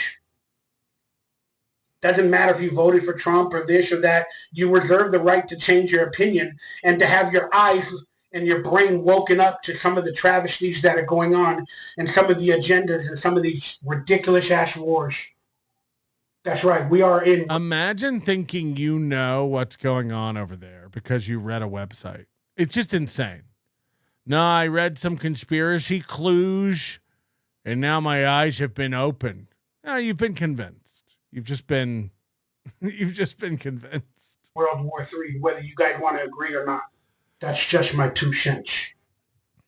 You also got the information or the possible another genocide in South Africa, where because of these regimes and stuff that are coming in, the white farmers, allegedly, YouTube's going to put a little tag on the top of it. Huh? Where? White farmers and stuff like that are being killed for the farmland, and they're leaving in droves of South Africa. Is it an ethnic cleansing? Getting rid of one color of skin? Fingers crossed.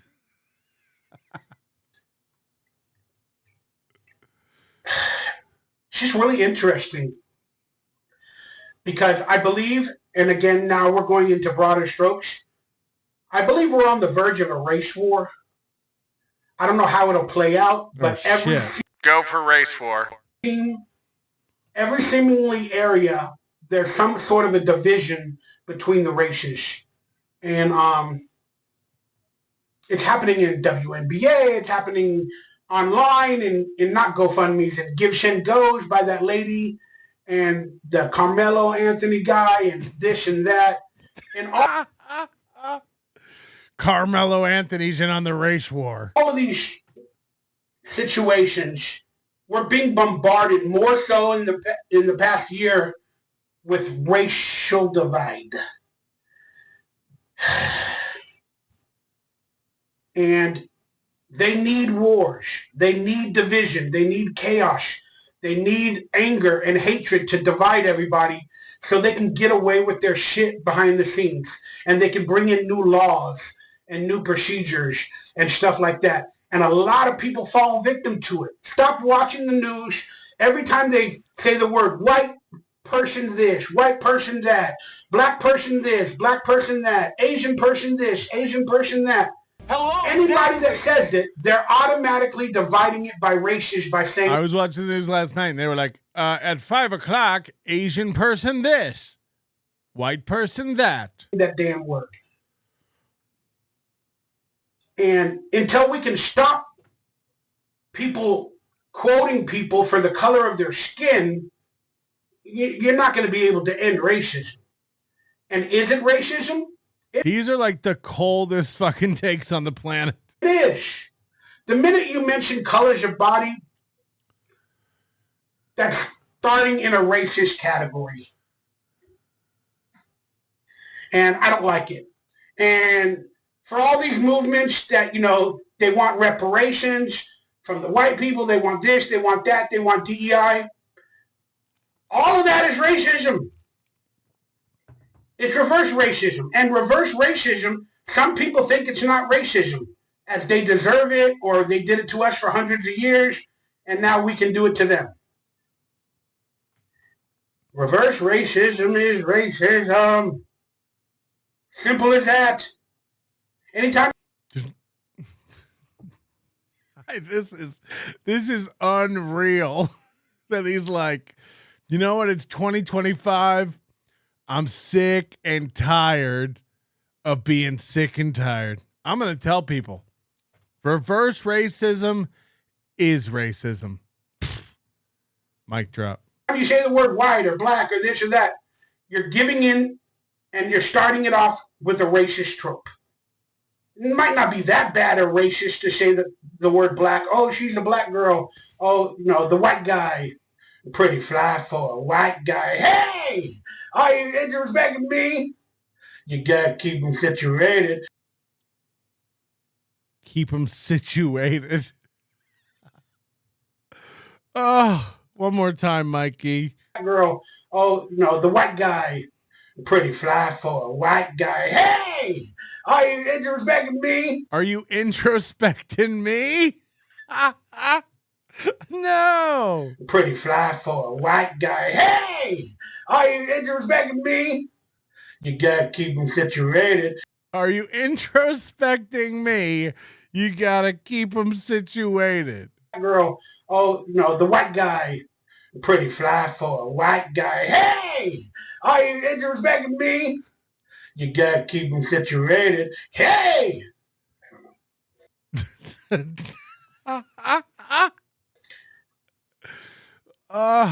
Like, for example, the BLM movement, just by calling it Black Lives Matter, you're a racist organization. Holy shit.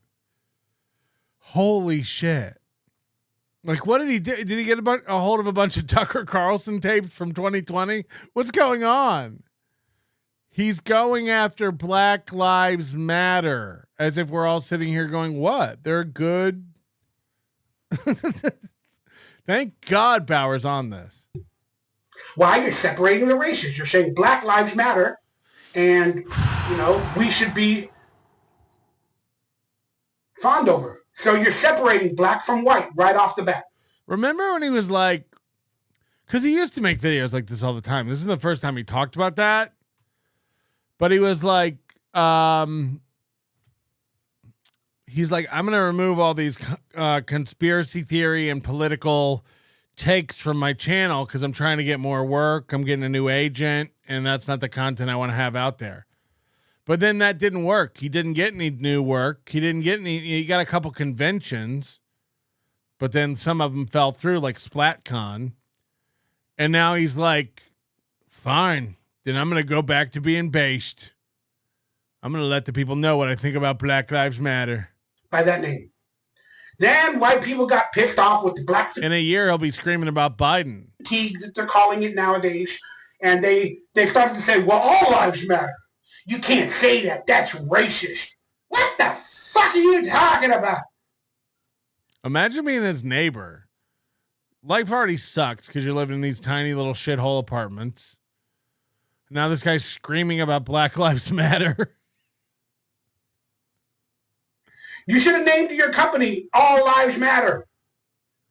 Especially these lives. But again, they have to separate it in order to be an individualized business or corporation. He doesn't even know the term identity politics, but he's mad. And I lost a lot of friends, man, during that time. I'm going to be honest. I lost some black friends.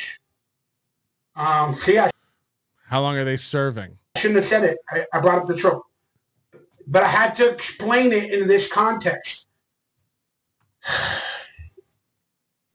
I just hate all of this stuff, man. The best way I can say it, for example, is I think we're heading toward a race war, and I'm very, very afraid because that would tear the country apart if it not already hasn't. We are divided in every aspect, on this, on that, on this and that. Now he doesn't say anything. It's just like, whether it's this or that or that or this or them and they and those. Race and money and equality and I mean, No, this video is from 1 day ago, not 5 years ago. Don't adjust your time machines. He came out with this yesterday. We are a powder keg, and we are ripe for the taking as a country. And there needs to be, not that there needs to be, but there's always a unifying event in life that brings people together. Like Armageddon or Spider-Man 2. It could be in various forms. But many years ago, the only big example that I could think about was 9/11, an event that happened. What about when Twinkies went off the market? Everybody seemed to rally around that. And it, for the moment, brought the country together in one unison through a tragedy. As time went along, we start to find out the truth, and we have more theories about it, and it's not like they said. But that being said, I feel like we are ripe for an event like that. Can you imagine if a race war did break out? Would Michael Ray Bauer even participate? Or would he just chain his apartment door closed and be like, slip the pizza in underneath? He'd cut a little pizza slot in his door. It's crazy out there. To bring in new laws, new online procedures, new banking procedures.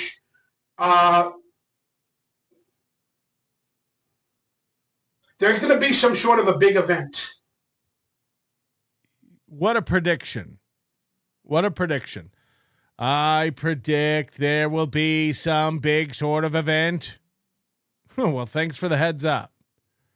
Everybody, while you're out there at work today or tomorrow or next week or next month or next year, keep your head on a swivel for a big sort of some kind of thing. Maybe not today, maybe not tomorrow, but I feel like I've studied all the clues. I feel like there's gonna be a big sort of event. Nostradamus. Whether it be the banking system, a collapse, which I don't think is imminent this year, but by 2030 I do. Mm-hmm. We live in the book of Revelations, and everything is being revealed. Keep your eye peeled for locusts. But I do expect another big American tragic event to happen by the end of this year. Jesus Christ. I hope an active shooter breaks into that apartment right now. And he's like, I told you so. Just kidding. Of course, I don't hope anybody gets shot. To try to galvanize the nation to be together, but for false reasons, if that makes any sense. Fuck, what's wrong with my pillow? And again, I can go into a million theories of smart cities and weather manipulation. Smart cities? Hi, I'm Michael Ray Bauer, the inventor of the smart city. And again, I can go into a million theories of smart cities and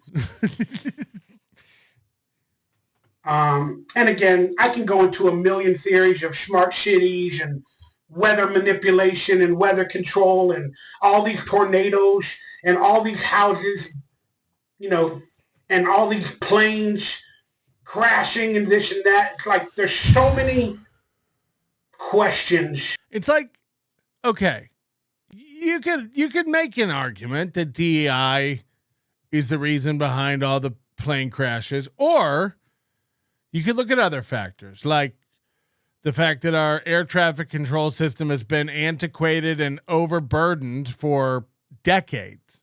Okay. And eventually everything will break. Okay. So that's one thing. You could also, extrapolate it out to every other profession in the world and how social media is rotting our brains and eroding our attention span. So in the same way that your waiter can't remember your order and the person at the counter can't seem to operate the fucking operating system for their point of sales machine, like whatever it is. Yeah, it would make sense that a couple of the pilots and other professionals in every other facet of, a career are also slipping and doing a shitty job. I haven't had good service in a restaurant for, 15 years. So, yeah, it would make sense that a few of the pilots are shitty, right? Now, don't get me wrong. I'm not happy about the blacks and the women in the cockpit either. Believe me, but you gotta let them. How it all doesn't make sense. It just doesn't make sense. But we're living in the time of revelations where a lot of things are being revealed and a lot of problems, if you believe in the Bible, are being revealed, and we're at the end times. But again, what's happening to all these people like just turning back to the Bible? It's like everyone's becoming religious again, Josh Denny's religious, Michael Ray Bauer's religious, Aaron Imholt keeps talking about the Bible and our Savior. He keeps mentioning our Savior. It's like, is it just people at the end of their rope who are like, send me an angel? Like, it's like when you start praying when there's turbulence on an airplane, you're like, I'll go to church every Sunday if you just promise not to bring us down in the ocean. And then you land and you're like, sucker, to God. They're scared, Patrick. He's about to die. False prophets. Yeah, false prophets. There's always an end time, but it won't officially end. There's rumors that we've done this all before. We've had civilizations that were technology advanced, and then they killed themselves like the Roman Empire. There's a generator in the pyramids. Blah, blah, blah. And it just keeps going. It's like a cycle. Maybe we're at the end of one cycle where everything needs to be destroyed to be rebuilt again. And a lot of truth is now coming out. We got the possible Epstein stuff, the Diddy stuff. But then again, those are all like... Hold on. What does Diddy being a pervert have to do with end times? Nothing's going to happen. On the surface level, we might see, a couple of people got charged or this or that.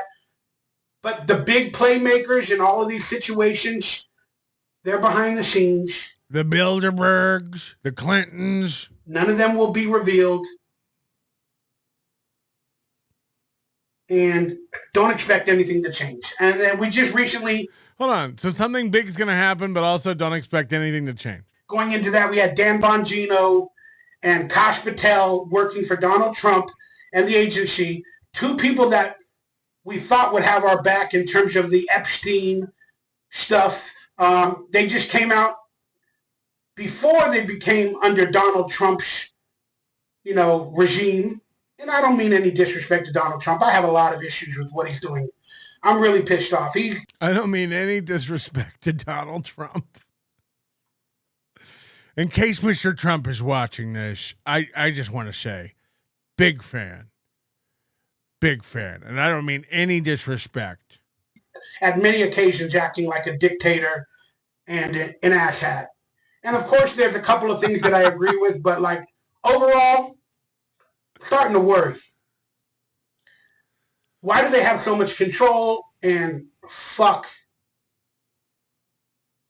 It's getting scary. But Kash Patel and Dan Bongino spoke out and said, yes. Go get him, Michael Ware. Tell him we're over here now. I'm over here now. He KI'd himself. And there's no conspiracy. And other people weren't involved. We saw the facts. Now that I'm a part of Donald Trump's regime, I'm the CIA director, the FBI director. They changed their tune. Are they compromised?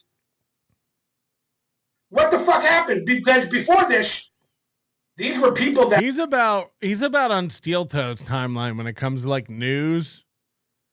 It's like, what are you, what are you angry about? People are controlling everything. Did you just find this out? Did you just find out you're being lied to? And there's a secret society controlling everyone and pulling the strings? Get back to your Netflix, stupid. That was like, it doesn't make sense. So now all of a sudden, does it make sense? Why do you think I'm wasting my life on Aaron Emholt? Why do you think I waste my life on Ty Rivera? Why do you think I spent time chasing Crazy Joe? Yeah, we're all just in a cage, man. Make the most of it. Arrange the cedar chips how you like them. About Epstein? All of a sudden, now that you're a part of Donald Trump's regime, it makes sense? Weren't there pictures of Donald Trump with Epstein? Oh, no. What are you trying to say? Maybe your leader is involved, and that's why you guys have to toe the line. And this gets me back to the Jews. Maybe your leader, nothing, he did it to himself. Because a lot of these people that are involved are probably working with Trump, or it is Trump as well, and stuff like that. Mm-hmm. Or is Donald Trump using it for power against other people, keeping it quiet so he can milk money out of these other people? Don't worry. I know we said we're going to show the files, I mean, technically, are there any fucking files? Let's be honest. My brain just exploded. I've never heard it put so succinctly and convincingly as what he just said. Are there any really files? You know, people are being KIA'd in action in real life. KIA'd in action. Holy shit. People are being killed in action in action? Everywhere. Pam Bondi said, we got 10,000 hours of video footage that we have to go through for security and privacy, but we got... Are they being POWs of war? Tens of thousands of hours of files and data and photographs and videos. Push the narrative along. Keep it. Imagine Michael Ray Bauer is our beacon of hope. He's figured it all out. And we just didn't listen. Keep it running, keep it running. And then people are just like sheep. Oh, when are we going to get the files? By the way, this is what happens when you live alone and you're 50 years old. I truly believe that. You're 50 years old, you live alone. This is what your brain does to itself. Thanks a lot, Obama. Thanks, Obama. Spider McGee, Bauer can be the new head of the Manson family. He could be. I doubt it. I can't wait. Y'all are fucking stupid.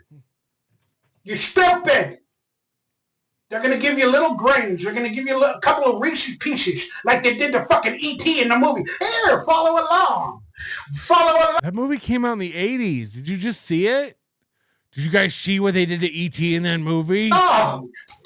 They gave him candy. Yeah, no one ever did that to you. E.T. fought hole. Epstein file. Come on, y'all. Isn't there footage of you eating a trumpet? Oh, fucking stupid. All these motherfuckers involved. The corporations are still going. And it's just, hey, look over here. While we rebuild over here. Wax on. Wax off. Jack on. Jack off. Holy shit. I haven't always been this way. But hey, I don't blame you guys for falling for it. I mean, that's all they talk about. It's all we have to realize and whatever. But the bigger picture is on the actual world that we can't change.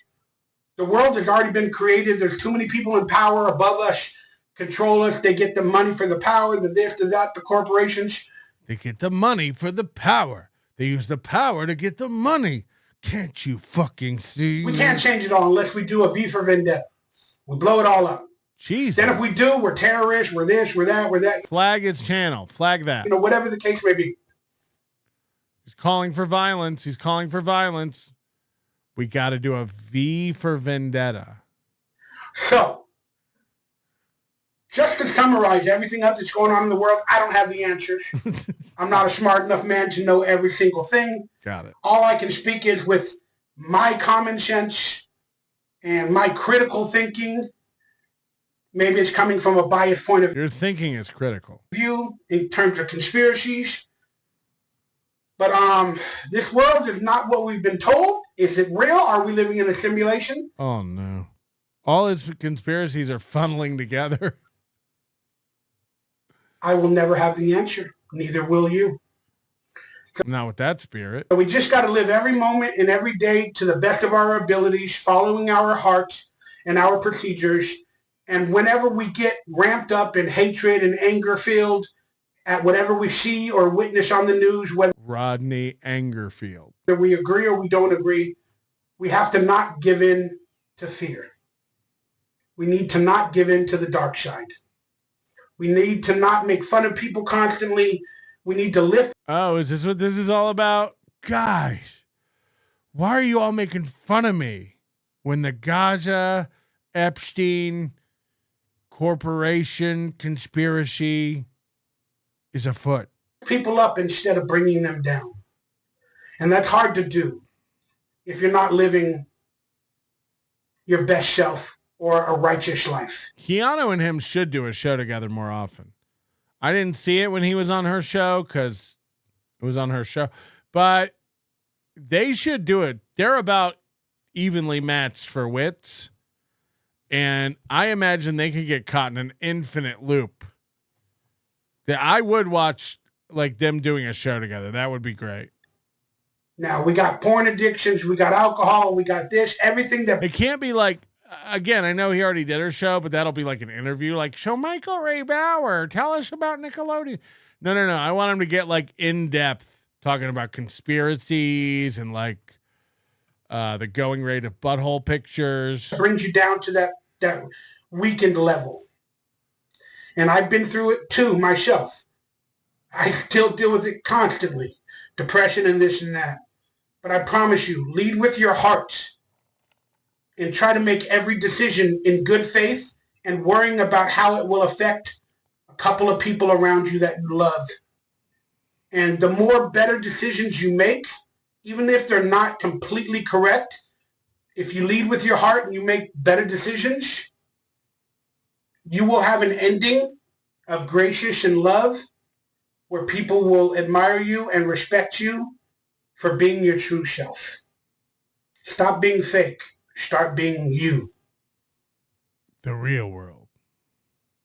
And if you is the type of person that is anger-filled and hate-filled and spite-filled. Oh, anger-filled. I was like, what's anger-filled? Is that a new J.J. Abrams flick? Well, from the makers of Cloverfield comes Angerfield. I hope you can change, but you might not be able to. To summarize it all up, we might be living and breathing the actual beginning of like a Star Wars adventure. Because you know how the journey he has taken us on is incredible. It started with Israel and Gaza, and then 9/11 being fake. And then how the corporations are helping Trump make money by not releasing the Epstein files. And now it's that a big cataclysmic event is coming because we're entering a Star Wars situation. I don't have enough red yarn to map this out. The rebels were formed and they had to bring down the bad empire, the people that were taking control. Could that be the governments? Could they be working on a second Death Star? Could that be all the governments of the world trying to take control, censor, and put the people down and create a new reality where they're in control? And we're just sheeps and we're just energy, like for the Matrix and for the system? What the fuck is... Oh, yeah, I forgot about the race war, too. And then people are... Now we're batteries. Everything in his brain comes from a movie. Now starting to fight as best as possible. And they're trying to build rebellions, but there's too many factions. You know, so they build the rebellions in this state based off of a religion, or this country based off... They're putting midi-chlorians in the prime energy drinks. It's all connected, man. Of a religion, and there's no unity. I don't know how to get to that point. So like I said, make your bubble small.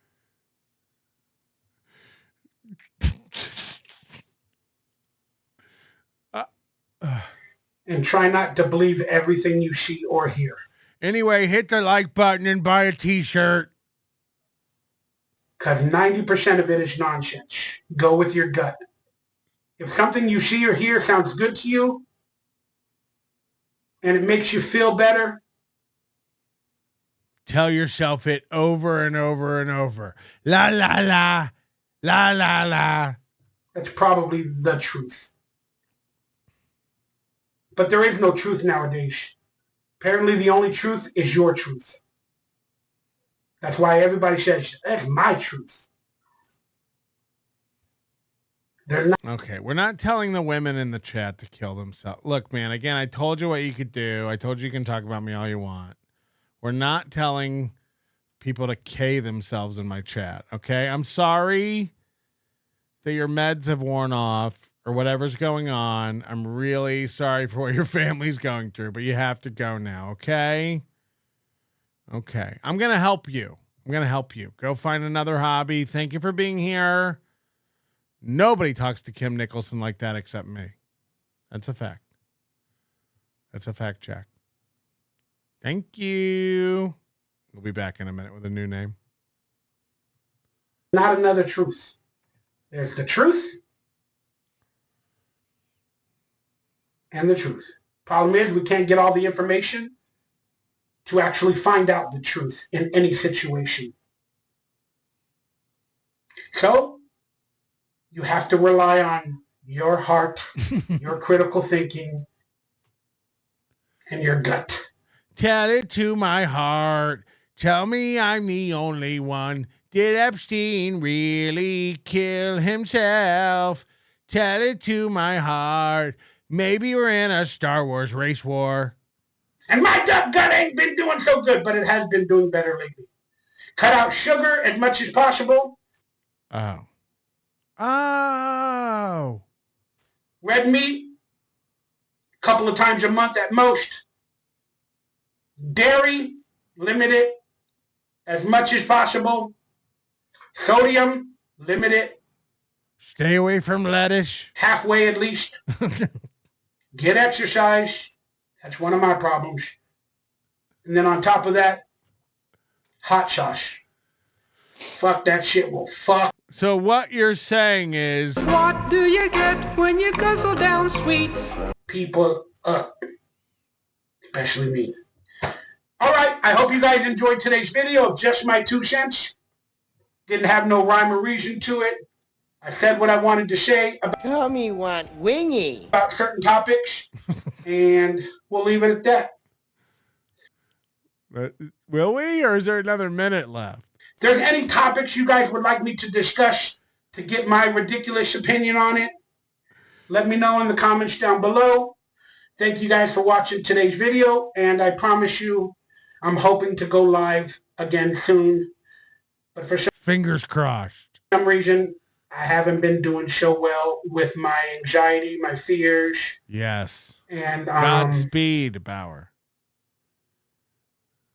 Thank you for understanding. We do. We get it.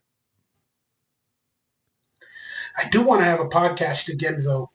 And I got some people that are going to promise to be on my show. I got to get around to doing it. But I need graphics. I need intros. I want it to be more professional than it actually is. This is everyone's problem. Just do a just do it. Just do a show. No, I need graphics before I come up with a good idea. Maybe that's my downfall. Just shut up and do it. Yes. Ding, ding, ding, ding, ding. We don't have any graphics. I've never thought about having an intro. It's fucking gay. It's fucking gay, dude. You will not get very far living that life. You want to, I know people are waking up on the East Coast now. It's about the time people are going to start waking up. So I really want to ruin some people's breakfast. Would you like to make fun of some fats? Just a reminder. This is a thing called FatTok. Did you know this? Like where it's just women shaming us for making them feel like they're not sexy. Okay? This is what those girls at Pretty Antisocial do to us every episode.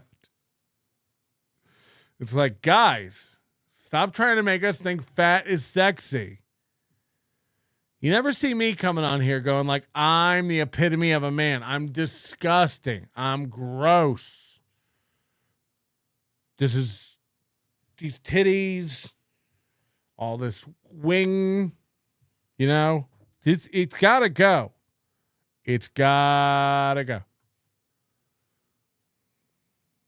But these women are going to correct our brains about everything we think we know. Think about fats. That I am very fat and very sexy, and I am 100% glorifying obesity, and there's nothing you can do. Just because I'm fat, that doesn't invalidate the things that I. Oh no. Oh no. Oh. I thought this was Kool-Aid for a minute. Say. You know what it never was? That serious. It was never that serious. Quite frankly, would never be that serious. Never. You know why being overweight is one of the smartest things you could do? Okay, this is the problem with obesity. Fat people are fat people. They're people. The fat people who convince themselves that they're smarter because they're fatter, or actually this is healthier than doctors will tell you. No. You gotta stop. Okay, why is being fat one of the smartest things you can do? Go on. If you can't find your butthole, you don't have to poop. I mean, what's it going to be? What are you going to say? Just imagine a zombie apocalypse and there's no food left. Overweight people keep all the food in their belly.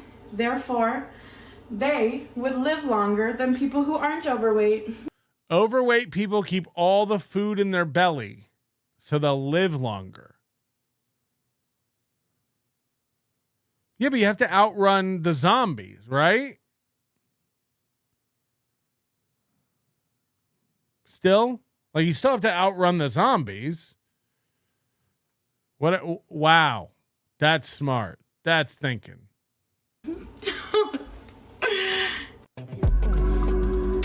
If you don't think fat people are hot, that's a you problem, baby. Ooh. You get about 2 outfits in a load of laundry when you're this big. Trust me, I know.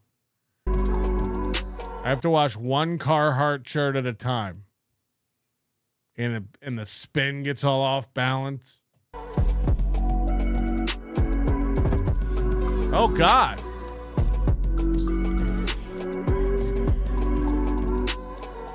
Baumer could fix her. I'm overweight. Of course I eat more calories in the morning than other people do in the entire day. I forgot they sell chocolate milk. That's crazy for an adult to be buying a jug of chocolate milk. That's wild. I thought that was just for schools. I really forgot that was a thing until right now. I'm overweight. Of course I'm a VIP member at every restaurant, but not at a gym. I'm overweight, but I'm not alone. Every second American is. I'm a Costco member. Of course I eat the giant chocolate chunk cookie. Boom! That's what this is? Yes. This is your friendly fat reminder to tell you that this right here, actually, it's not called a fupa. It is. It is. If you asked our chat and you did a poll, they'd all say gunt or fupa. This is a belly, and I'm a big bitch who weighs over 300 pounds, and I happen to have a big belly, and there's nothing wrong with that. And there's nothing wrong with being fat. Hey besties, this is your Fat Babe reminder to... Oh no. Oh no. This is going to affect the tide. Eat that cheeseburger at the damn beach. That's right, I said it. Put that bikini on, take your food down to the beach, and snack your little heart away. I don't care if someone's looking at you. You've got Just throw the chicken bones into the sea. to eat, right? So do they. Just because you're a fat babe on the beach doesn't mean you... This is Haley from Pretty Antisocial. I don't know why she comes in the chat and I just start bullying her.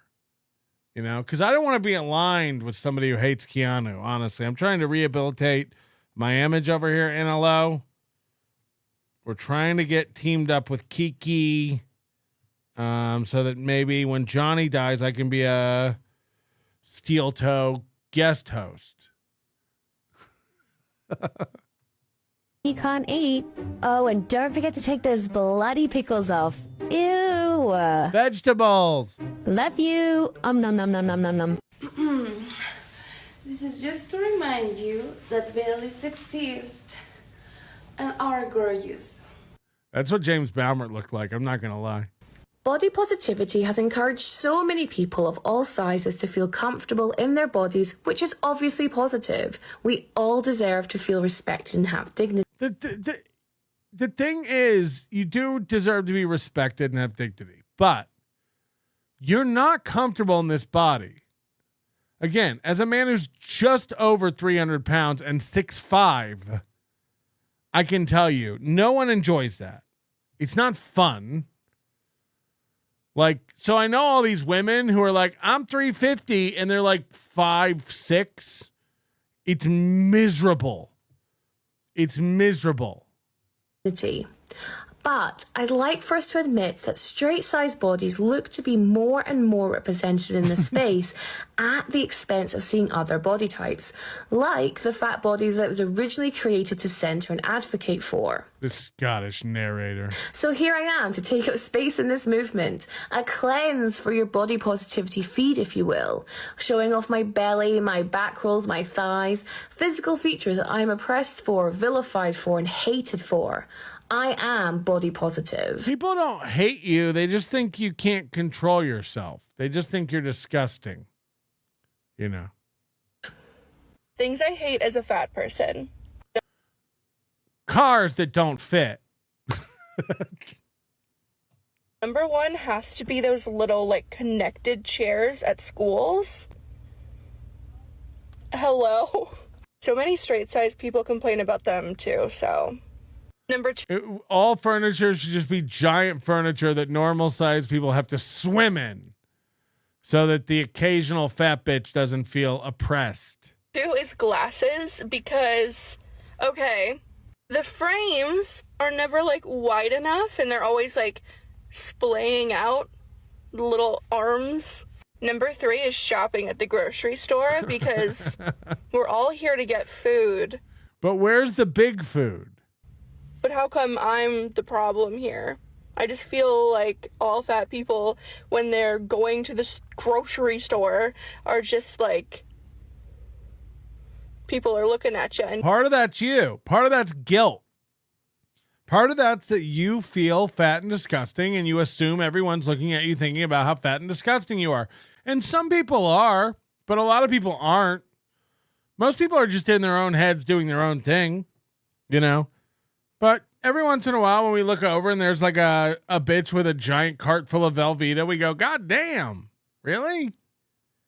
When you clear out the donut section, yeah, we're going like, Jesus. But this is mostly you feel uncomfortable because you're, you're disgusting. Judging you, no matter what you get. My dog just walked away from me. She's disgusted. If you get fruits and veggies, you're on a diet. If you don't, then that's why you're fat. And fourth is... I mean, what projection? That's just what you're feeling, baby girl. Concert seating.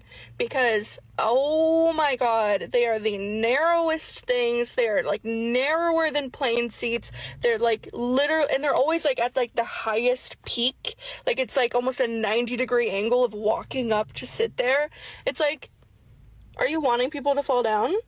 This is, like, actively discriminatory. Holy shit. The world needs to change for me. I'm not able to climb such deep things. Do you want me to roll onto the court and ruin the championship game for the Lakers? I would love if we could start listening to fat people and plus size people when they voice very real concerns and fears and insecurities. What about the skinny people who are afraid you're going to sit on them or eat all the food? What about their fears? What about their journey? So, for example, we've got into this trend of when a plus size person says, I don't want to go to the gym because I'm scared I'm going to be pointed at and laughed at. And it is met with, no one is going to be watching you at the gym because they're focused on their own workout. I wouldn't let it bother you. Or, I don't want to eat in public because I'm scared I'm going to get judged. What do you mean? No one's going to be watching you. No one's going to be watching what you're eating. I won't let it bother you. Or, so what if they do? Who are they to you? Water off a duck's back. Again, you go into the gym every day is not the answer. You got to change what you're eating and how much you're eating. That's just a fact. That's how you lose weight. That's how you lose weight. You going to the gym and walking on the treadmill slowly for an hour every day, look, that's going to burn you 250 to 300 calories. Congrats. That's not going to outdo, the Malamars and marzipan that you're gulping down every goddamn hour of the day. You can't keep buying, triple doubles at In-N-Out and just breathing in fries. That doesn't, they're not going to offset each other. They're just not. I lost 100 pounds in 9 months. I didn't step foot in the gym to do it. You literally, you just change what you eat. Patrick, then why are you fat? I like food and I don't give a fuck. I should. It's not healthy. It's not great. But I know exactly how to lose weight. It's not helpful. It's not helpful, right? Because first of all, I understand the sentiment where you're saying no one's going to be watching me, but unfortunately it's just not true. Because the reason why a lot of these fears and insecurities exist for fat people is because they've already happened. They've already happened, and we don't want it to happen again because it's not fun. It's horrible to have to deal with it. So you saying no one's going to be watching me or people are just going to be working on their own workouts isn't 100% true, and it sucks that it isn't. I wish it was. It isn't, okay? But then also the idea that the only way I can battle this is by, saying, oh, well, these people shouldn't, you shouldn't let these people bother you in that way. That requires so much confidence. It doesn't. It requires better parents. If you have children, please raise them to know that the world is mean and cruel and judgmental, because it is. We're not doing anybody these favors of you have a right to never be offended. You have a right to, no one has a right to make you feel uncomfortable. Get the fuck over it. Imagine being this old and having this thin skin. You gotta stop. I'd be embarrassed if this is my daughter. I would. I'd be embarrassed. If this is my daughter, I'd be like, get the fuck out of my house. What the fuck is wrong with you? Life's hard, baby girl. And you are the size of a truck. People are gonna stare at you. Now you can be the girl who hides in her house because you're afraid what people think and just keep on eating king-size Snickers. Or you can get down to the gym and get made fun of for a few months while you lose weight. What's it gonna be, bitch? What's it gonna be? Someone might look at me and think a thing. Who cares? Get the fuck over it. Let it go. Jesus, you'll never get anywhere if you're worried about what everyone thinks. You gotta stop. You gotta stop. You go into the nail salon, right? And get these fucking claws colored. Jesus Christ. You go to the optometrist, right? And let them fit these shitty galaxy gazing glasses onto your fucking face. And again, you're happy to go to the grocery store and load up on Wonder Bread. But you're embarrassed to go to the gym. Got it. Is that the problem? That not everyone, and I mean everyone, not just plus size or fat people, I'm talking about everyone, struggles to make. To get to a point where you don't mind being outwardly laughed at and mocked at and pointed at in public is an incredible level of confidence to obtain.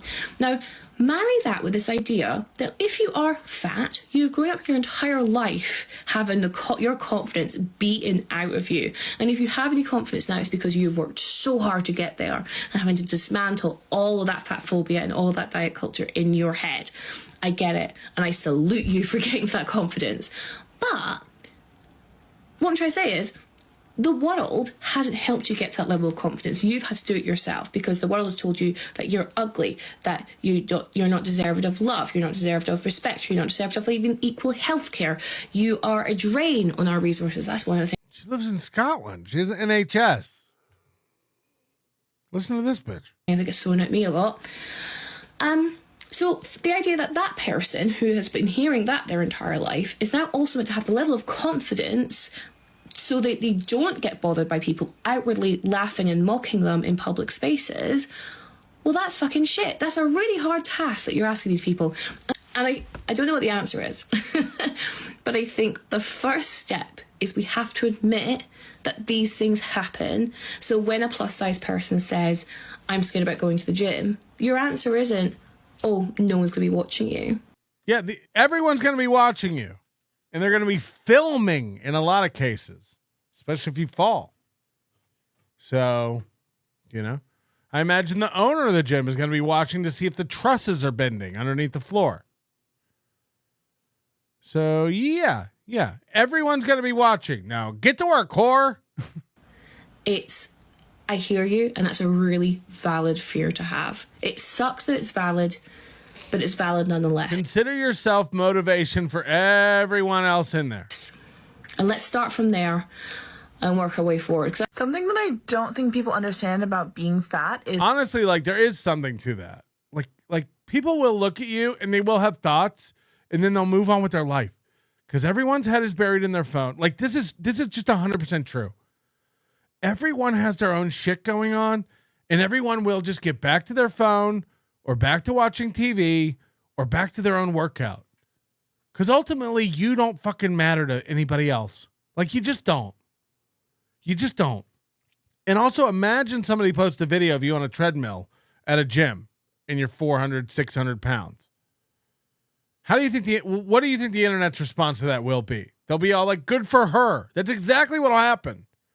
That's exactly what the response will be. Unless you're on some forum or group where, or Nobody Likes Onions, where everyone's just mocking you and laughing. For the most part, anywhere that photo gets posted, people are going to go, good for you, girl. Go. You probably will have people come up to you in the gym and be like, hey, keep going. That's what Ray DeVito does at the gym. Fucking creepy. Is the ways in which this shows up in dating. Because I get a lot of comments here from incel dude, bro, gym, basement dwelling, whatever. This is another thing. You got to stop doing this. You're fat and people call you fat on the internet. So they're all incels. It's Ashley Cummings syndrome. Right. The only reason people are making fun of you is because they can't get laid. Right. Anybody can get laid. All these women can get laid. Anybody making fun of you can get laid. Getting laid is not hard. It's not an insurmountable achievement. Grow up. Again, I feel sorry because there are probably 2 people who are like, how? It's not hard to get laid. It really isn't. Beloved Chatter says Edinburgh Mikey needs to take one for the team. Yeah, get in there, champ. Ooh, it's not the getting in I'm worried about. It's the getting out.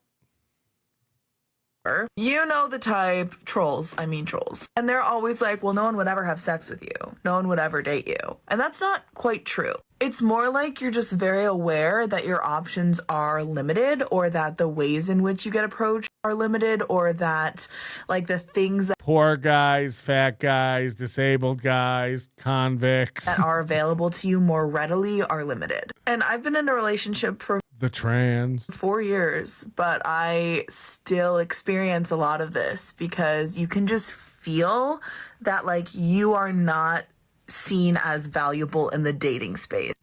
But you're not that's just people. That's just Everyone has a value.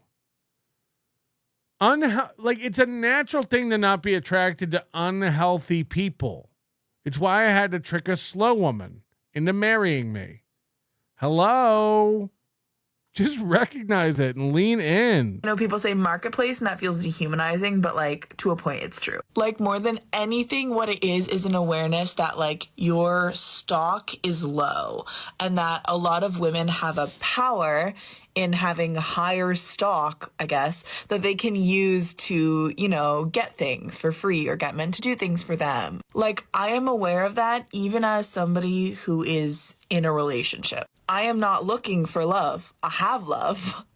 I am not necessarily looking for any of those other things either. I'm just aware that they're not available to me and that is one way in which my body does limit me. And I think when you're a smaller fat person, you may be even more aware of this because a smaller fat person.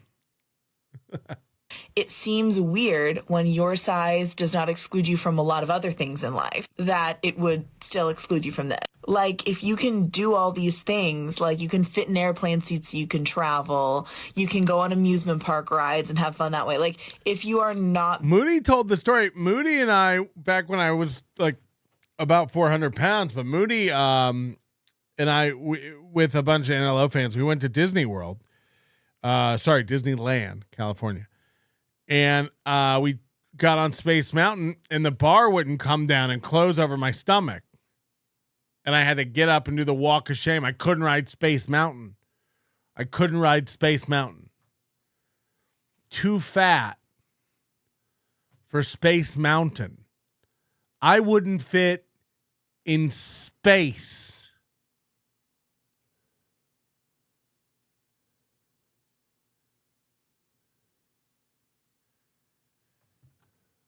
Which I'm told is infinite.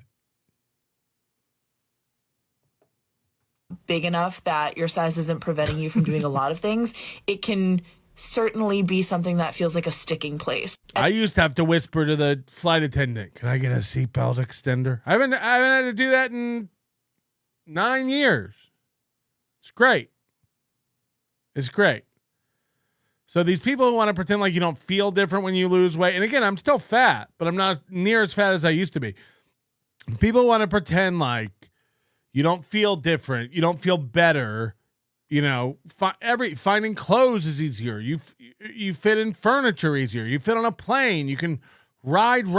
You're not uncomfortable in a car. Like it's just, you're just delusional. Like, I'm beautiful. I'm big and beautiful. And the world should bend to me. It's like, it does. And that has very much been my experience as a small fat person for my whole life.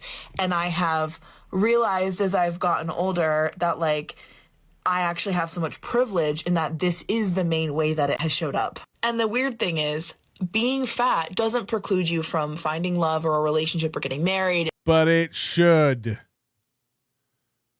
And that's a fact, Jack. Now that we've convinced you all that you should lose weight, I'd like to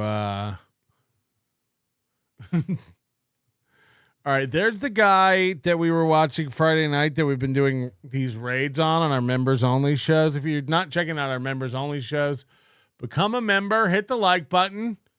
Eva giving 10 memberships. What did I do to deserve this, Eva? What did I do to deserve this? This is so kind. Johnny Rockwell, member for 23 months. My NLO Towers triggers PP and his map army. You mean PPP? Ellie Ann, thank you for becoming a new member. FKA the Ghetto Basement, member for 18 months. Imagine the smell and discharge. I'd rather not. Oh my God, look at this butt. Look at that butt is up to 555 subscribers. This is a guy we've been watching on the member streams. Occasionally he cooks. And I thought, since we're talking about weight loss, since we're talking about protein, we should watch him cook for us. He's going to make a ribeye steak in his air fryer. And we could all learn a lesson from this. There's a lot of stuff to learn here. Let's see. Beef ribeye steak. Now, this looks like a choice steak, restaurant quality. It's not the worst. I will give him that. It's not the worst steak. Bink. Looks like it's $22.99 a pound. The marbling is not the best, but it's okay. It's got a nice cap here. It really depends on how much. It doesn't look like it's from the best end, but it's definitely not the shit end. And it could be decent. It's a decent steak. Gotta be honest. Dollar store steak. We don't know that. Beef ribeye steak. SP, where is this from? We don't know. We don't really know. Maybe add some of this jalapenos. We're going to add jalapenos to the steak. Some garlic minced. All right, well, that's going to burn. And some black pepper.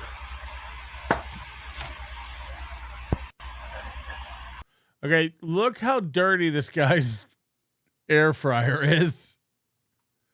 Like, I don't know why these people want to do cooking shows.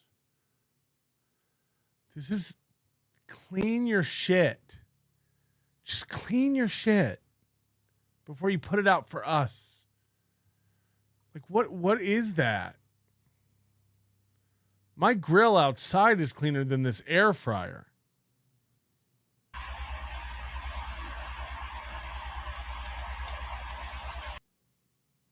Okay, I've never seen this. He's seasoning the steak in the palm of his hands.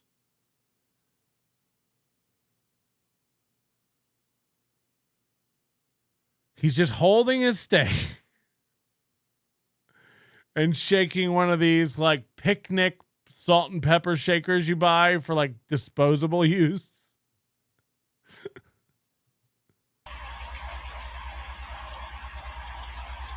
And he's not nearly high enough above the steak, so you're definitely not getting a good even coating. And here comes the salt. This is nuts. This is nuts.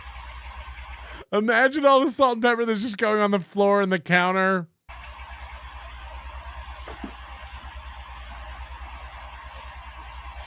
Yeah, putting minced garlic on your steak this early is a mistake. I'm all for some butter and fresh garlic when you're finishing in the pan, but this shall just burn up. A lot of people think this gives you a crust on your steak. This is a mistake, pun intended. Patrick thought I wouldn't get laid by other guys, but you can make some money stuffing down sausages without chewing. I blow dudes for crayons now. Jesus Christ, that's my wife. Yeah, all this will just burn up immediately and be disgusting. Oh, yeah.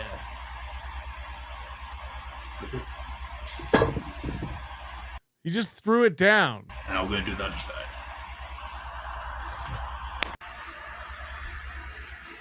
Okay, the inside of the air fryers actually looks clean here. But we're making another mistake now. Like, okay, steak in an air fryer, I don't know, boss. I don't really know.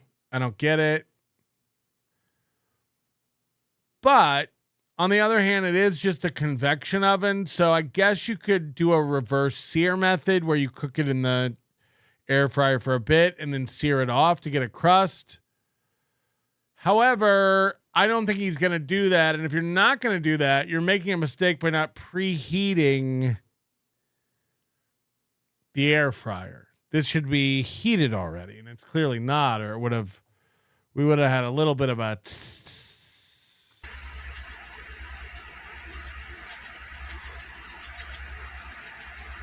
And again, this garlic's just going to burn.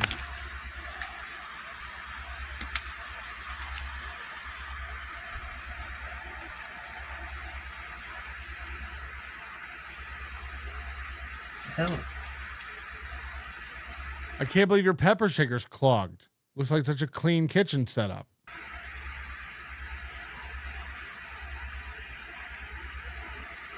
No, it's not a recommended cooking method. But there is a world you can reverse sear a steak by cooking it in the oven first or sous vide it first. I reverse sear on the grill where I like smoke it low and slow for like an hour.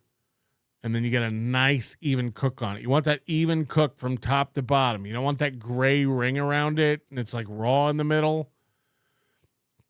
Which is one of two outcomes you'll usually get with like an air fryer. You're going to get like it's cooked on the outside but not cooked on the inside, or it's just going to be well done because you've air fried it to shit. Oh, yeah. Oh, yeah. And it's not a thick steak. So probably this is just going to be well done and gray. A lot of jalapenos. Jalapenos on this is wild.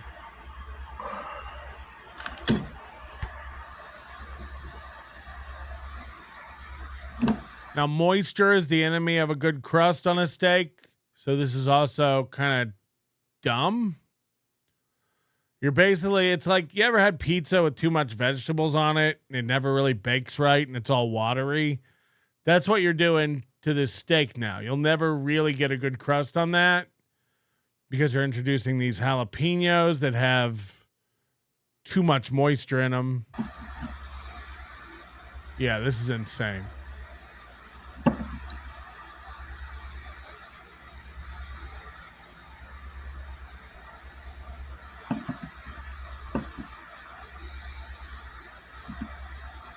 Yeah, this is a big mistake. Oh, yeah. I'm going to top it with a little bit of lemon pepper. Lemon pepper. I don't like the look of it. This is not the way. This is not the way. What? So now we're having steak, garlic. I'm with the SPG. I was with you with the SPG. Salt, pepper, garlic, good to go. I like steak. So I want it steak flavored. You're adding jalapeno and lemon pepper. Lemon, jalapeno, garlic. No thanks. No thanks. This is too much stuff. I like steak. It's like the people who put the hazelnut vanilla creamer in their coffee. It's like, you don't like coffee. You don't like coffee. Okay? I like steak and I like coffee. So regular milk, a little bit of Splenda for me. That's what I do.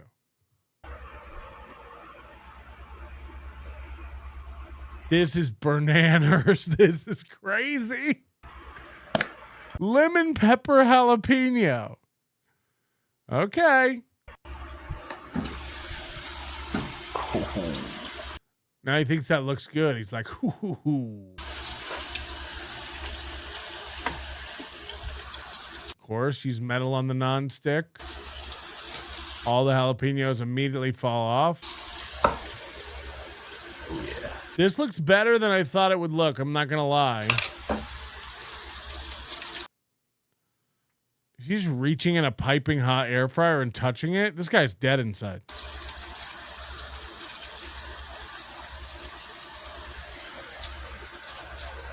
Oh, yeah. Oh, yeah. Not really a good crust on this. If I had to guess, because he was able to get so much color on that, it's probably overcooked. Because again, all those jalapenos and the garlic, all that's going to keep it cool and moist. So to get this level of crust, the thing has to be cooked through. Moment of truth.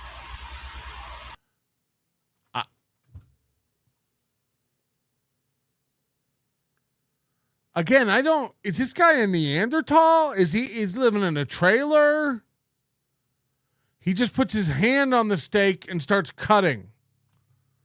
Like we're in a Brazilian steakhouse. What is going on? What is happening?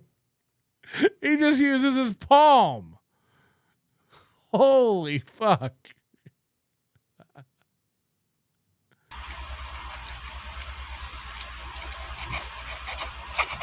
This knife seems sharp. Oh yeah, it looks completely well done. It's steamy.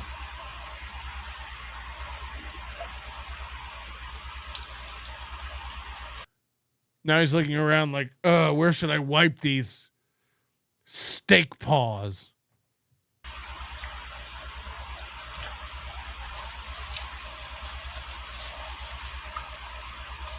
That was all fat, by the way. That was not a good piece. Yeah, he's going to spit it out. That was not a good piece of that ribeye.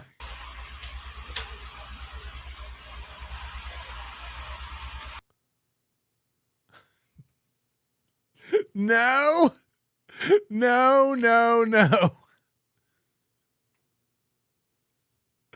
He's come back now with the cheapest plastic fork.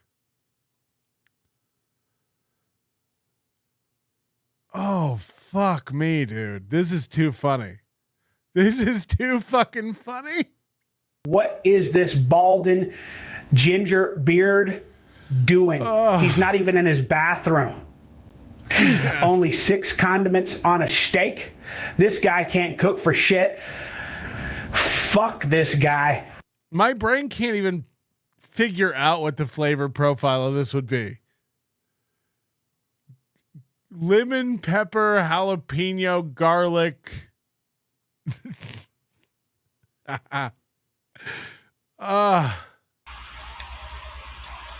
No, he's gonna use the okay, this fork's gonna give up immediately. Got a lot of fat in that one. Yeah, we have eyes. Okay, now he's changing the complete way he's cutting the steak to go with the grain. He was cutting it like this, and now he's turned the steak 90 degrees, and now he's cutting with the grain, which is going to make it stringy and chewy.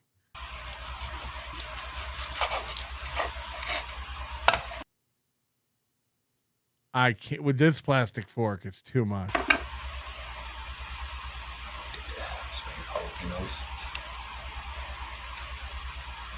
Why use the fork if you're going to use your finger? He's taking jalapenos and putting them on the fork with his hand and then eating from the fork. It's like, just throw the fork away. Just throw the fucking fork away.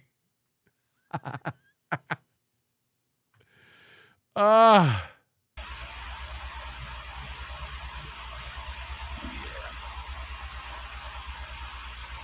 yeah. Oh yeah.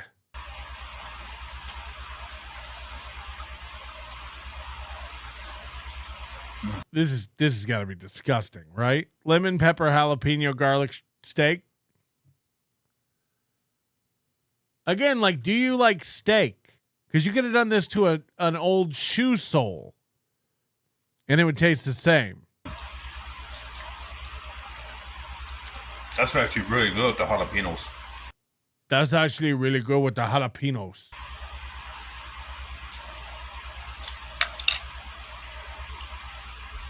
He's got an Carl shirt collection.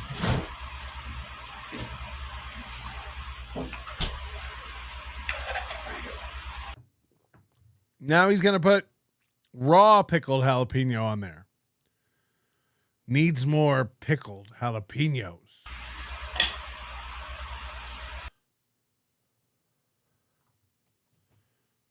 Okay. I look, man, I'm sorry.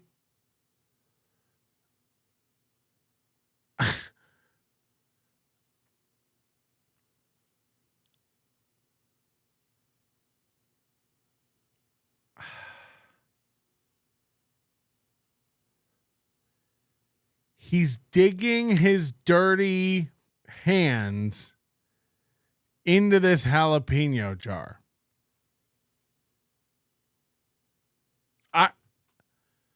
Look, my wife makes pickles. They're delicious. They're great. They're great on burgers.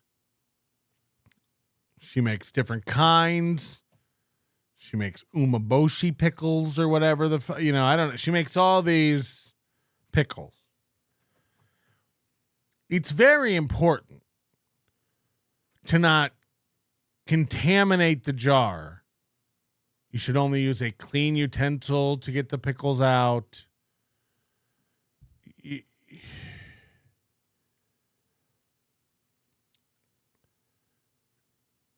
This introduces bacteria into the... I don't even...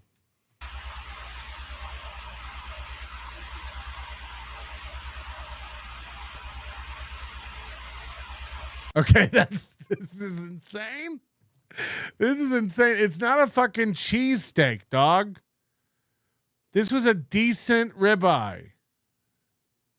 This was decent. This could have been good.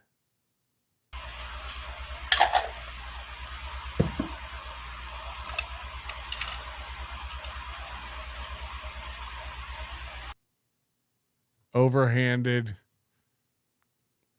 Again, I don't know how this fork is. I don't know how this fork is like staying. Oh, there it goes. It just bent.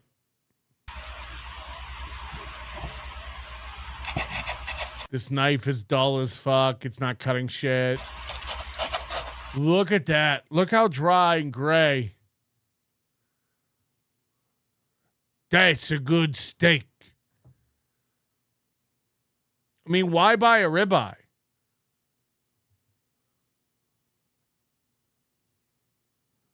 Why buy a ribeye?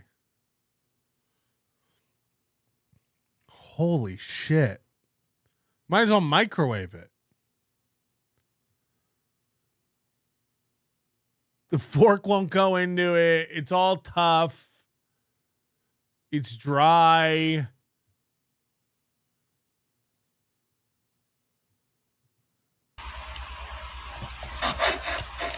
What is this fork doing? It's not even in the meat.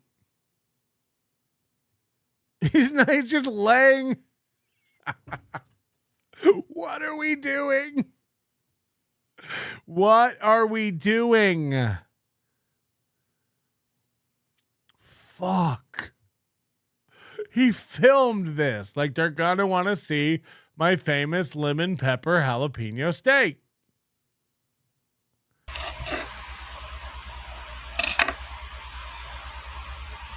Again, he's putting the steak. He picks the steak up with his hands and puts it on the fork to eat. Yeah. Look at that, baby. And he thinks it looks good. He's like, oh, yeah, look at that, baby. Look at that, baby.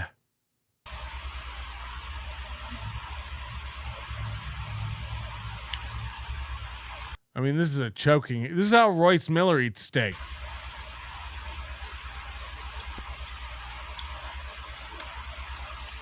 He rolled his eyes like, oh, heaven.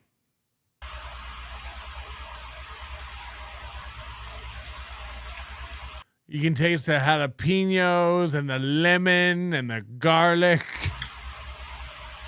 and the fresh jalapeno. Oh. No. No. Again, I like A1. If you had done this like a steak and wanted a little A1 with it, okay. Okay. You know why? Acid. It needs acid. This has pickled jalapenos, which is basically just vinegar, lemon pepper, which is more acid, citric acid. And now he put fresh jalapenos on, which more vinegar. And now he's going to do A1, which again is vinegar. It's just acid, acid, acid, well done steak. That's what he's doing. There's no, I guess you get a little heat. The steak's not too fatty. I don't know how balanced this is going to be. It's just acid city. Don't forget about A1, boy. Don't forget about A1, boy. I like to just pour it on the cutting board.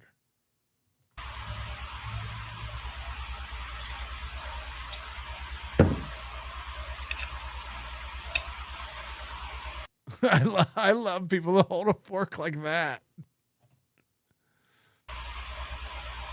And then again, the fork just gives up.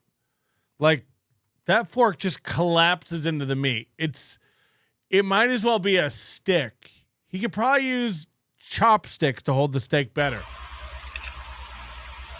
Look how much salt and pepper and lemon garlic and lemon pepper and this is sad. Watch the fork. The fork just bends.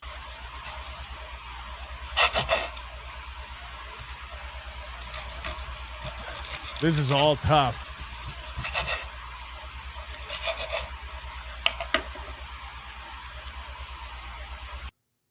This is hard to watch. Oh yeah. Oh yeah, baby.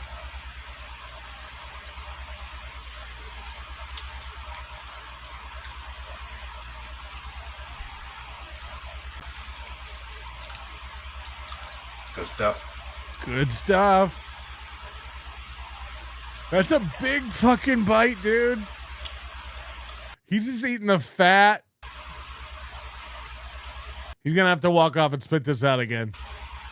Look at his face.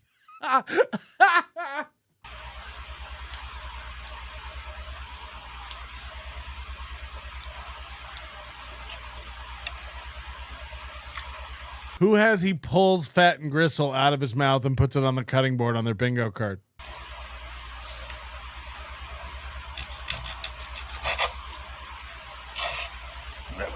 That. Yep. Yeah. Again, use your eyes.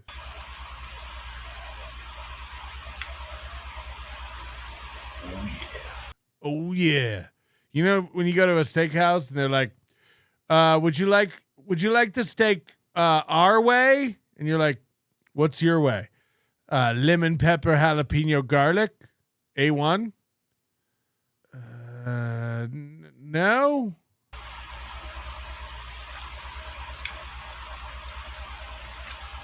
You guys want that Mike's way?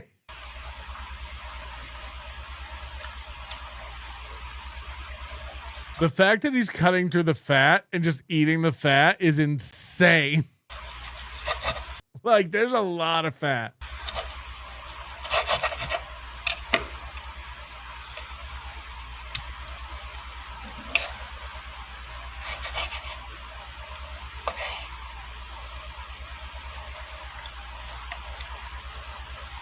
I'd still rather eat this than anything that Planet with a Palate cooks.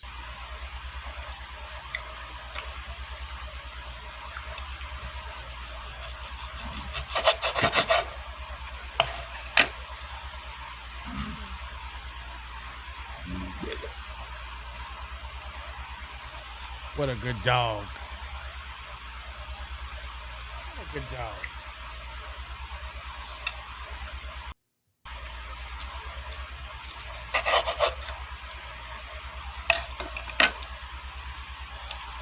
Every bite he cuts, he's like, oh yeah, baby. Oh yeah, baby. Yeah, baby. Oh, baby.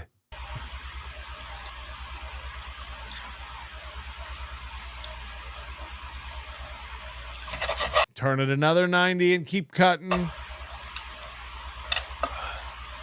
He's out of breath. Take a minute. Enjoy it. Make a baked potato.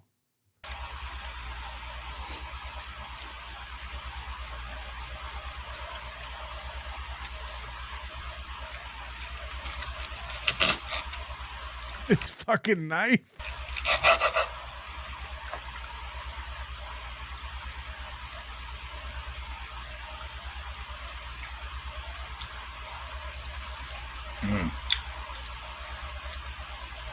Coming out a good chunk of seasoning. That's what you really look for in a steak. Ooh, that one had a good chunk of seasoning. Patrick, honey, I pickled some more jalapenos between my stomach folds. I like pickles even if a bunch of them get stuffed in my holes. I too like body sweat pickles. Body sweat pickles with $10.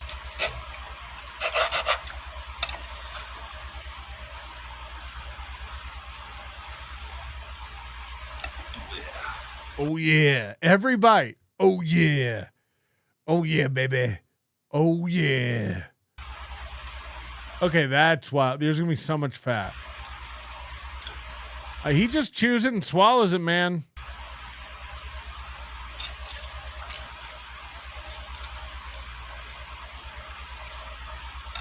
He got confused about what hand does the cutting.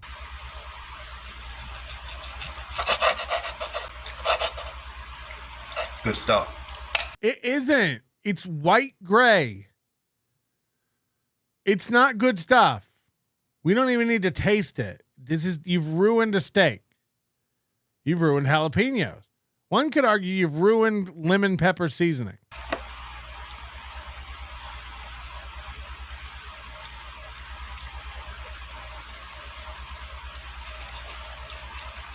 Fuck, it's all over the place.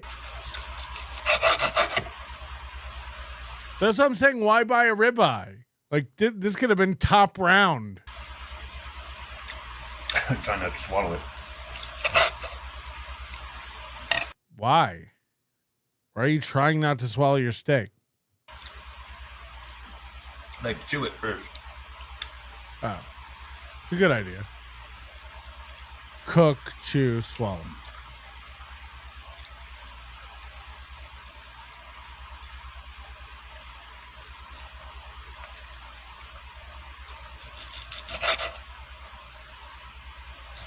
You can hear how tough it is. Listen to the sawing.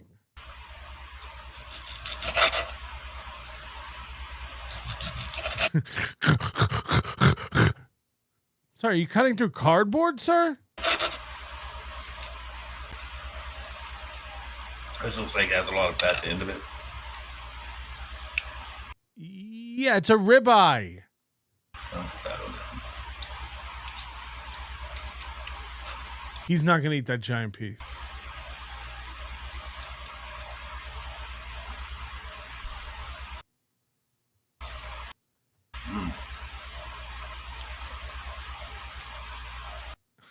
The mouth.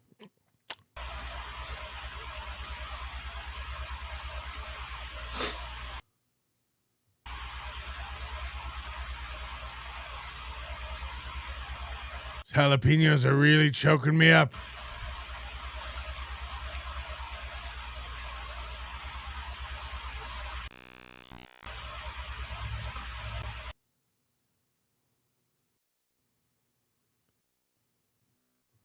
What happened?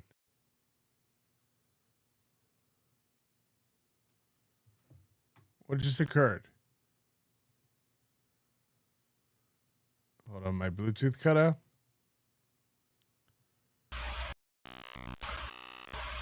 This roadcaster sucks.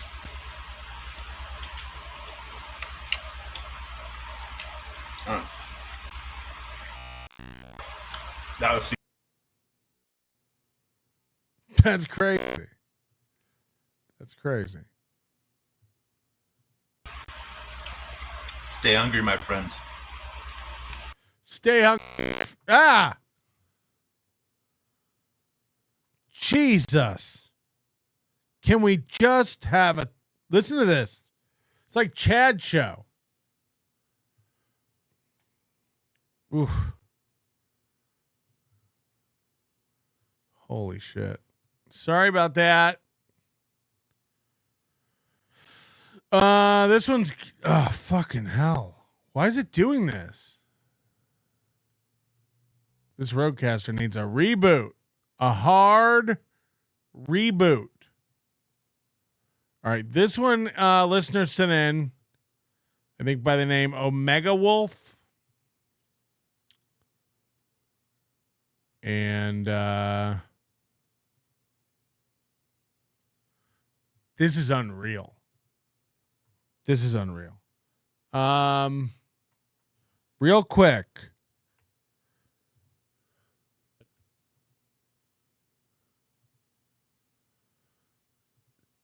Just want to pull this up. Ones are desperate. P-Melt on Twitter. Just want to have this ready. It's very important that you see this.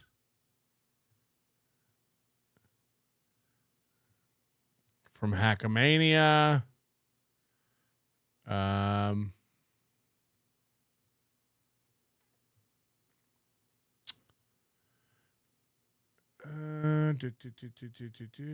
On my Twitter from Hackamania. Let's go here. Perfect. Okay. This is a clip that Omega Wolf sent in. And the date of this clip is April 21st. 2023. This is from Nobody Likes Onions. April 21st, 2023.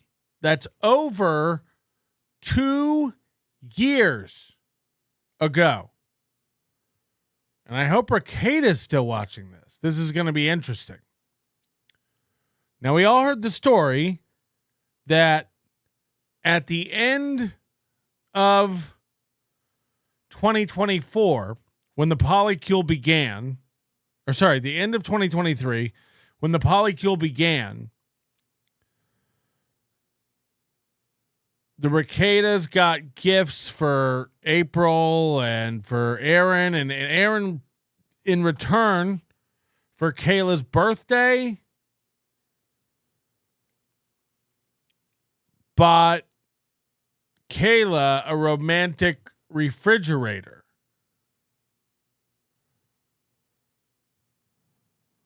Now, this was a totally original, cool gift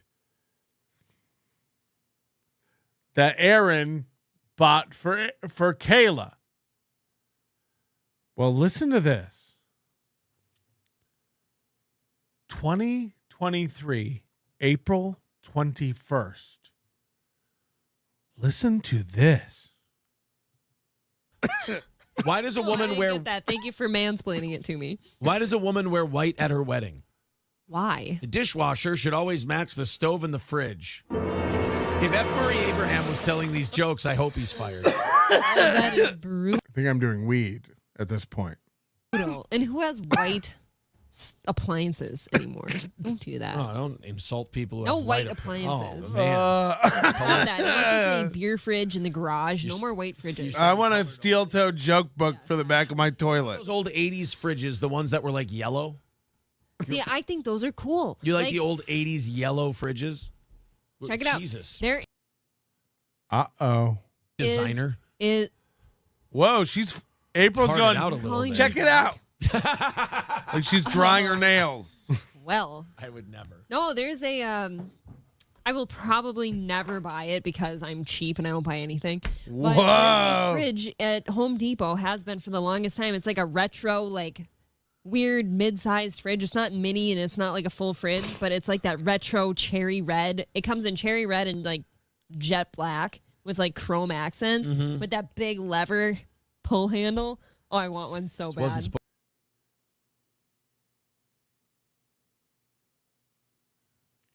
Let's hear her describe the fridge again. Anything. Whoa. But the fridge at Home Depot has been for the longest time. It's like a retro, like weird mid-sized fridge. It's not mini and it's not like a full fridge, but it's like that retro cherry red. It comes in cherry red and like jet black with like chrome accents with that big lever pull handle. Oh, I want one so bad. It wasn't supposed to be a topic about fridges, but I'm. Now,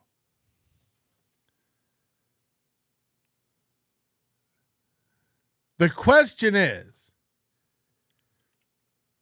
did Aaron ever buy April this fridge and then re-gift it to Kayla? Or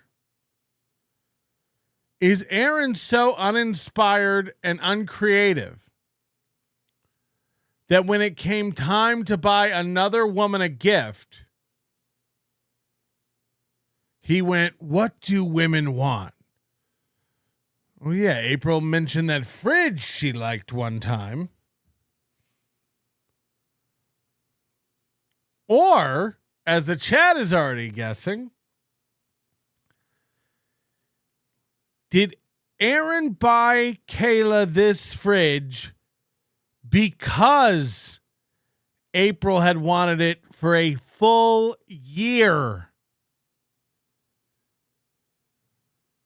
My wife says she wants something like this. A juicer, a food processor, something like that. She really wants it. She likes it. Make the woman happy. Go out immediately to Home Depot and get this $150 fridge. Aaron never gets her it and then buys it for another lover out of spite? Or is he so cheap that they actually had the fridge in the garage and he regifted it to Kayla? We got to ask Nick. Like, was this...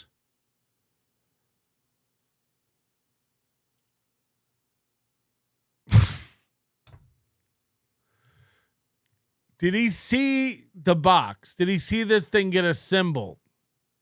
Or I don't know. It's Memorial Day. We've been deprived of Steeltoe for a long time. Like I said, we're going to be watching Steeltoe live. We're going to be doing a snipe toe session when he goes live in about an hour from now. It's 3 a.m. He goes live in about an hour. So we'll be wrapping this show up shortly. And then we'll be doing a live Steeltoe snipe goal off. And we're excited about it. It's the return of Johnny. It's the return after vacation. We know most of it's going to be just Kiki buried those guys. Nick looks so bad. Melton and Moody and Carl and Rocco hitched their horse to the wrong tree. What is it? You know? The fridge? Yeah, that was psychological warfare. My bitch wife wants some red fridge. Oh, you like Nick's dick more than mine? Boom, Kayla gets a spite fridge. I thought we'd do a little, since it's Memorial Day, we do a little old boot goofing. And why wouldn't we?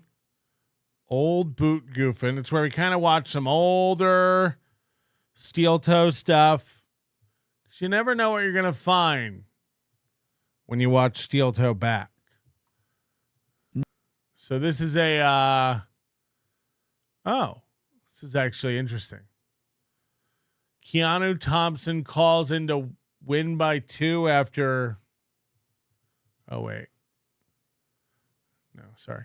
This is Steeltoe Morning Show from January 13th, 2023. January 13th, 2023. They're going to talk about kisses. Kisses. Good morning to you. Hit the like button. Let's get it popping. Key plant shit in April's head. I finally, so she's in a certain mood today. I realized that too. I'm on to you. Trying to set the mood. He knows I was sleepy today. Yeah. This was before I knew of them. This was before they knew the Ricadas. This is when they were 4 or 5 months out of the physical abuse allegations. January 13th, 2023, year of our Lord. Everything was coming up toe. The channel was growing. All positive. They never saw it coming. Apparently I teased him in the middle of the night and I don't remember. I didn't know if you wanted me to mention that or not. Oh, I thought I just kissed you. Yeah, she woke up in the middle of the night and she like rolls over and like starts doing makeout kisses. She rolls over in the middle of the night and starts doing makeout kisses. Oh, boy. April looks like a really cool bird today. I don't remember a thing. Jumping into it. And I'm like, ooh, nice. But I think she was dreaming about someone else. Now, again, this is January 2023. Because she started making out with me and then she just rolled over and went back to sleep. Like I got like 6 or 7 nice makeout kisses, and all of a sudden I'm like, ooh, so I start grabbing some ass and I'm in there trying to, make my illegal. And then she just falls back asleep. By the way, this is a Real Media Player clip. I don't know if he's okay or around. We miss you, Real Media Player. And then plot twist, I was asleep the whole time. Well, and then you must have been asleep for this part. So I start making like a little movie like, what are you doing? It's time for bed. And I'm like, all right, fuck me. Okay, don't complain. You still got smooches. Don't remember any of it? No, the longer I've been awake, the more I've remembered parts of my dream, but I don't remember kissing anybody. Now, what was your dream? Am I going to be upset about your dream? I don't even like my dream. What was your dream? You know how sometimes I have dreams where, like, I brought this up at lunch. First of all, hold that thought. Lab Glass writes, April, oh, Bob. Were you making out with Bob Levy in your dream? Now, remember, this is when they were friends with all these people. This is when Aaron had alliances in the Dabbleverse. He would go on MLC, would go on Shuli Network. He got along with all these people. Oh, no. All right. No. They were owning Chad at the time. April was like, never leave him alone. Go for the kill. So what was... I don't remember kissing anybody. What was your dream, though? You know how sometimes I tell you that in my dreams, like, it's a bunch of people from my past that I know, like girls and guys, that we all get, like, paired up with somebody. Yeah. For, like, some weird existential, like, no, you're going to be with that person now, whether you like it or not. Like a Litchfield pairing off kind of a dream? Like an arranged marriage, but it's, like, totally against your will. I had another dream like that last night where it was, like, a small, like, a... hostel's not the right word, but like a motel or something. And she had a dream where she got paired off with someone against her will, like an arranged marriage. There's a bunch of rooms of people I knew, and like people like brought you to a room. They're like, you're with this person now. So you were clearly making out with someone else. Nothing physical ever happened. I just remembered like the pairing up of people, and I remember that sad feeling that you're like, oh, this isn't good. You know, like you were getting traded off. I was getting traded off to. Hello. A year later, you were getting traded off. Something bad, and that's all I remember of it. You know, this was like like 20 minutes after you fell asleep. It might not be that dream.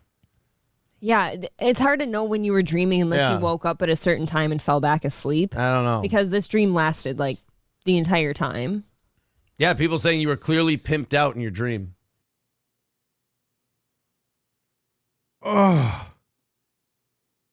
Oh my God. I guess that's kind of how it feels sometimes.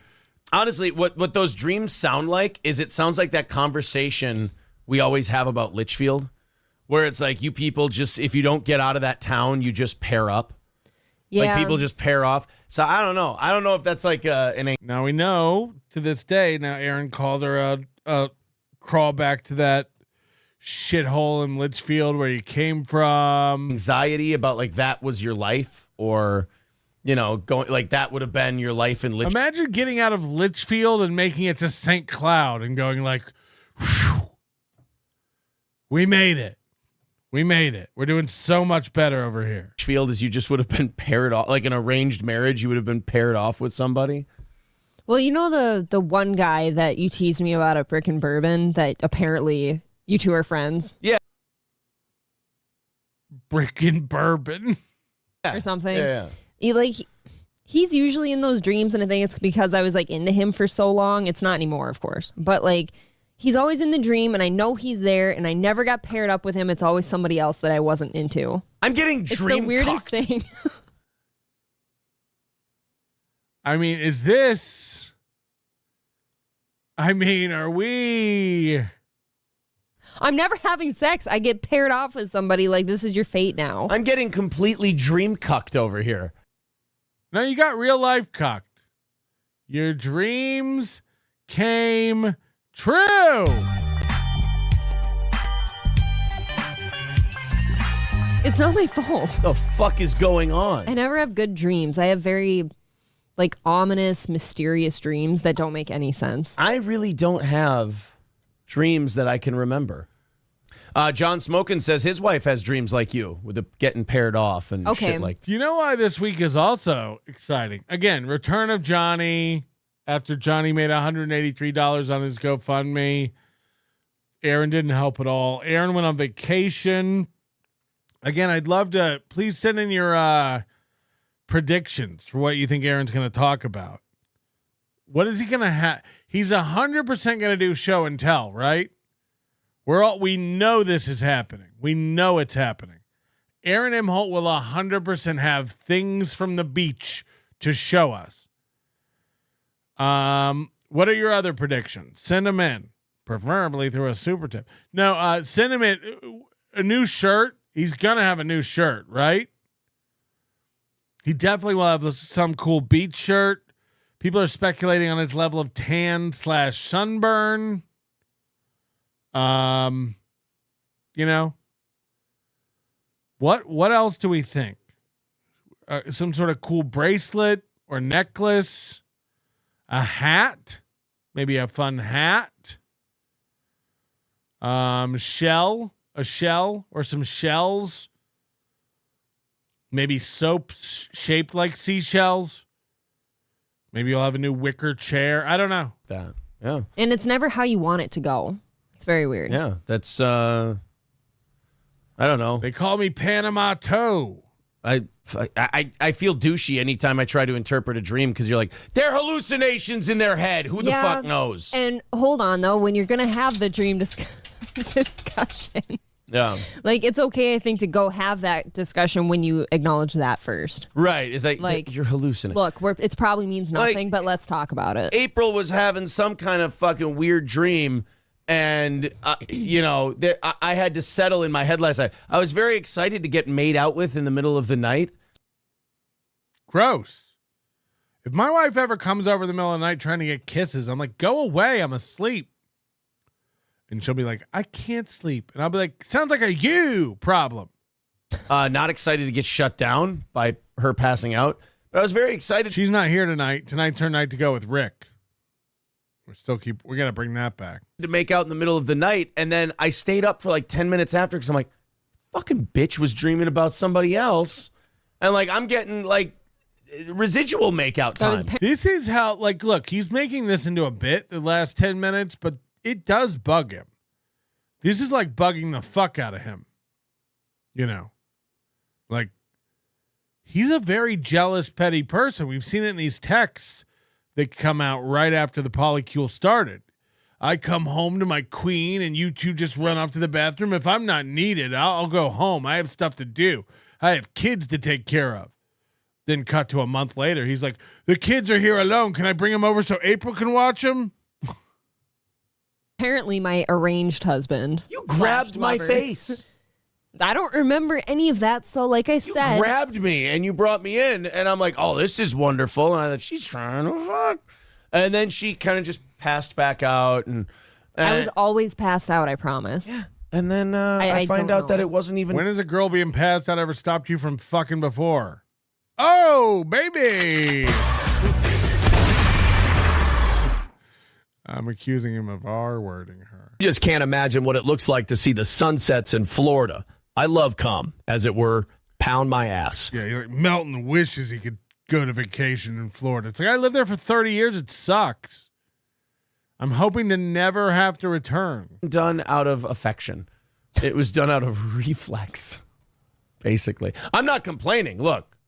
Yeah, you do sound kind of like a whiner. A good little makeout sesh is a good little makeout sesh, but I mean, I wish it were. It were. What'd you say, like 5 kisses? Yeah. I hate being with these kids alone. He used them as a weapon both ways. You know, in the beginning, he's like, if you don't need me here, I'll just go home and watch my kids. They need me. And then the minute he gets home with his kids alone, he's like, can I come over? April's not watching the kids, and I'm alone with them, and I hate that. I hate being alone with these kids. I wish it were, motivated by me is all. Hopefully somewhere in her subconscious it was me. At least she didn't wake up mid-thrust, of course. Yeah, what if I woke up and you were having sex with me and it was just like terrifying? Right. And I freaked out. You don't know. Tigger next door says, hey, Aaron, tell your wife to check her Facebook DMs. The fuck did you do to my wife? Don't be telling my wife to check her Facebook DMs. Although I guess he went through me, so that's like very old school. Yeah, that's like yeah, we'll keep it in the Quover. What's wrong with you? That's like very guy to guy. Like, hey, tell your wife that I'm not talking to her, and I'll communicate through the men. Oh, I've got several DMs. Okay. Oh, that's interesting. Anything good? Oh, yeah. Again, I always found this body language odd. That he faces away from her. He turns his back to her. It's a metaphor. So juicy. Oh, no. I sent Mostly you from some hot chick. Just kidding. I sent you 3 under assumed names. Nice. Now I got to think. I think it's this guy. Okay. It is this guy. This is going great. Because again. You don't want to talk to the testy chat today? The chat is a little testy today. April and I, like, we pull back personally every time the chat doesn't get what we're doing. It's not as fun. Yeah, it's not as fun if you guys think that there's like when the there's fan cloak and dagger shit. Yeah, they're like, oh, did you see the way she looked at him? Or, oh, I think he might be trying to keep her down. Or, oh. Again, this is all brilliant when you take into account the letter he wrote her. I always put you in the back seat. I always put you second. Everything, the show came before you. And now he's like, yeah, they always think I'm putting you down or holding you back. It's like, oh boy, this marriage sucked. Oh, she's cucking him right now with her sleep. Look, only his side of things is true. Yes. He does keep me down. I'm just like, no women should have voices. Giving her more. These were little moments where April was passing a note that said, help me, to a stranger in a coffee shop. These are little moments of passive aggressive releases from April. 100%. She would do this all the time. She would say little things like this all the time. And she knew it was okay because he could play it off. But these were 100% real comments. He beats me. Days and more time. I'm just get out of here. Let's talk about the gals. Our one of our first stories today is about the women. They've had a rough go of it in Wheaton, Illinois. Wheaton, like that type of shit is not uncommon. There's been situations all over the place where guys will aggressively try to have sex, and the girl's always like, "Oh, I don't want to be mean," and you know, and then they have the sex anyways. They said he could, and then you regret it later. Right. Every time we have sex. It's exactly it. I regret it. Is that how you feel? I regret it? I regret it later, and April pressured me into it. Vacation was remarkable. After we got off the Steelbird, we went to the Forever Pool. As you get close, the tan ground is like table salt between your toes. And did you guys know they have these mini buckets and shovels? The kids love them. Forever Pools with $10. Ricky Bev, thank you for your membership. 18 months of saucing it up. Cheers to you and the slow. I'll let her know. Colin Madden, member for 19 months. Top of the morning, Big Sauce. Top of the morning to you. And thank you for giving one Nobody Likes Onions membership to match the one arm you have. That's the meme now.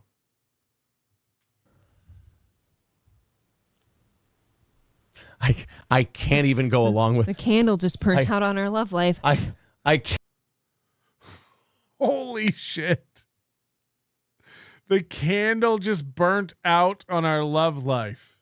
I can't even go along with that one because nobody would believe it anyway. Now relight the goddamn candle. I trust everything you say.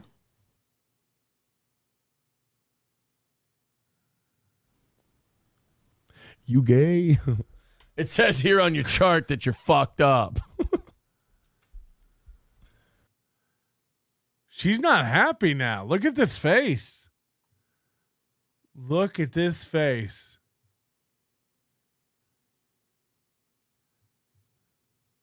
Some old school scrimping going on.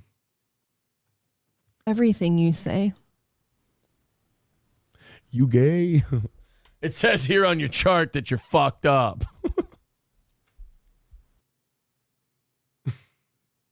Look how young. Look how innocent.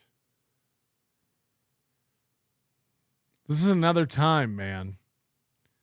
She already knew at this point that the marriage sucked and that she had fucked up. She thought maybe I'll make it work. I'm a forever mommy You all right? now. Are you going to make it? All right. There's a can of bleach over there. If you chug it real fast, you won't feel a thing. Are you? Wow. Oh, my God. She could be an actress. Are you going to do it? Can you get one to roll? What are you thinking about? Your dog dying? What do you? Can you get one to roll? Oh, come on. Get it to roll. Get it to roll. Oh, you're very sad that I regret sex all the time? The only time I regret sex with you is when I don't get it. Am I right? Huh? It's not what you said a minute ago. He just hit her tit. Did you see that? This is wild. He just backhanded her titty. Old Wood's tit. When I don't get it. Am I right? Reaches under. It's not what you said. Look at that.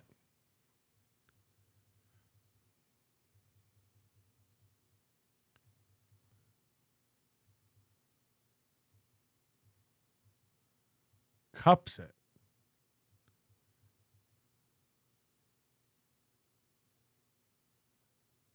Holy shit.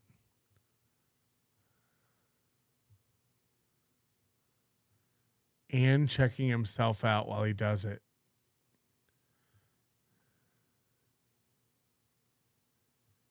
Oof. It's not what you said a minute ago. I know.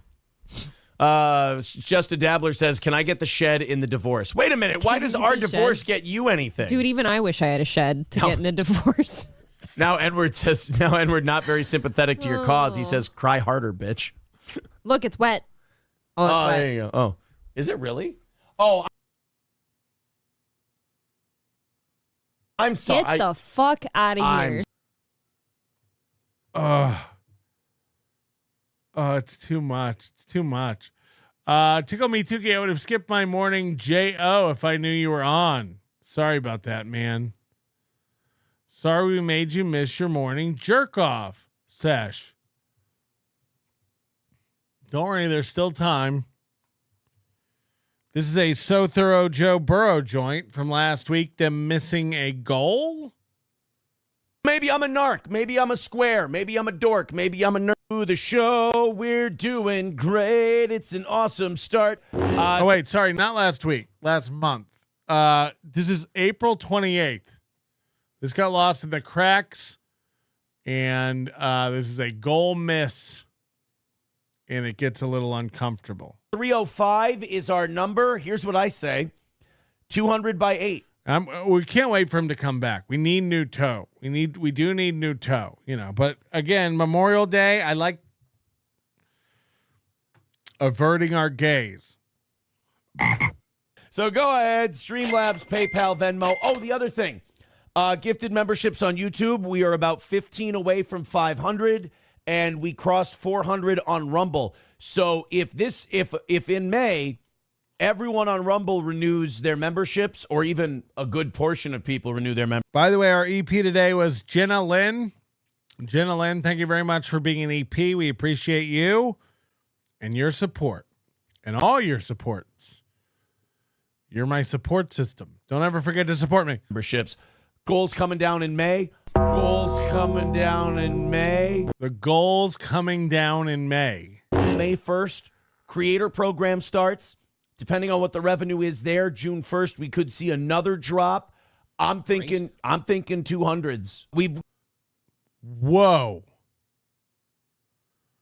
It's 350 now. It could be 200s. Holy shit. Gone 3 weeks, no beg segments, so 290 away from today. Streamlabs, PayPal, Venmo, Super Chats, Rumble Rants. 285 away from today, boys and girls. Thank you very much for joining up with us today. We appreciate it. Streamlabs, PayPal, Venmo, Super Chats, Rumble Rants. Thank you for the great run here early on. Let's keep it going. 200 by 8 o'clock. We're $55 away from 230. It also puts us at 280 for today. Thank you very much. Streamlabs, PayPal, Venmo, Super Chats, and Rumble Rants. 270 away from today. You guys are the best. 270 away from today. Keep it going. Streamlabs, PayPal, Venmo, Super Chats, and Rumble Rants. 270 is the number. Streamlabs, PayPal, Venmo, Super Chats, Rumble Rants. Let's break in the Venmo and PayPal, if you will. Thank you for the $2. 270 is our number today. Things keep going up. Well over 700 here on the toe. Hit like, hit subscribe, hit follow.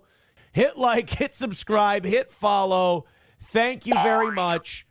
Streamlabs, PayPal, Venmo, Super Chats, and Rumble Rant. Jesus. Where are we at? Where are we at? Where are we at? We are 265 away from today after that little Coyote and Club rally. 265 away from today. Go ahead and throw in. Let's hit 200 by 8 o'clock, and let's get those likes cooking if you can't throw in anything. Guys, get the likes cooking. Hit the like button. Get it cooking. The old toe. The perfect. Let's air fry those likes. Audience for the perfect show. Thank you very much for helping us knock this out. Streamlabs, PayPal, Venmo, Super Chats, and Rumble Rants. Hey guys, we are stalled out again. 265 away from today. If you'd like to contribute, please do. We'd appreciate it. I'm glad he doesn't beg anymore. It's Streamlabs, PayPal, Venmo, Super Chats, Rumble Rants, gifted memberships on YouTube. Let's see if we can't get that 265 down to 200 in the next 12 minutes. That would be lovely. Didn't I say like $100 in 2 hours? We do that on a shitty day. Gotta figure out how to make money on this. I really want to. It's shitting. We're no more weather talk. We're not going to do any more weather talk. We want you guys to throw in money. We want to knock it. Imagine announcing you're not going to do weather talk out today. We want to get off to a good start. So Streamlabs, PayPal, Venmo, Super Chats, Rumble Rants. We'd appreciate it. Thank you. 265 away from today. I appreciate you guys. Thank you. We'll try harder. We'll try to do a better show. We'll try to put in better performances. And hopefully you feel like throwing a couple of bucks our way. We are now, fingers crossed, 260 away from today's goal. We are behind, but you guys are a good, generous, solid, great audience, and you guys always pick it up for us. Just letting you know that we're 260 away and a little bit behind on paper. But go on paper, we're behind, but in reality, we're very behind. Go ahead and throw us a couple of bucks, and we'll knock this thing out. All right, 260 away from today. Oh, no, I'm sorry, 255. I'm a stupid, lying asshole. A little low on the PayPal Venmo side. Go ahead and load that up. We'll call it a win for the toe. Remember, there's no... Guys, the PayPal and Venmos are lacking today. We're a little low on the PayPal Venmo side of things, so if you could... More begging on this program. No more 5-minute segment. You know what? Maybe I'm chippy because it's 255 and I'm staring in the face of failure again, and I don't want to be me anymore. Throw us a couple of bucks. Jesus. What do you say? 255, around 250 away from today's goal, and we got a little over 2 hours left in the show today. But support us financially. That's how we stay on the air. 250 is the number for today. Help out if you can. You always get there, so the day we don't... What is this double itch?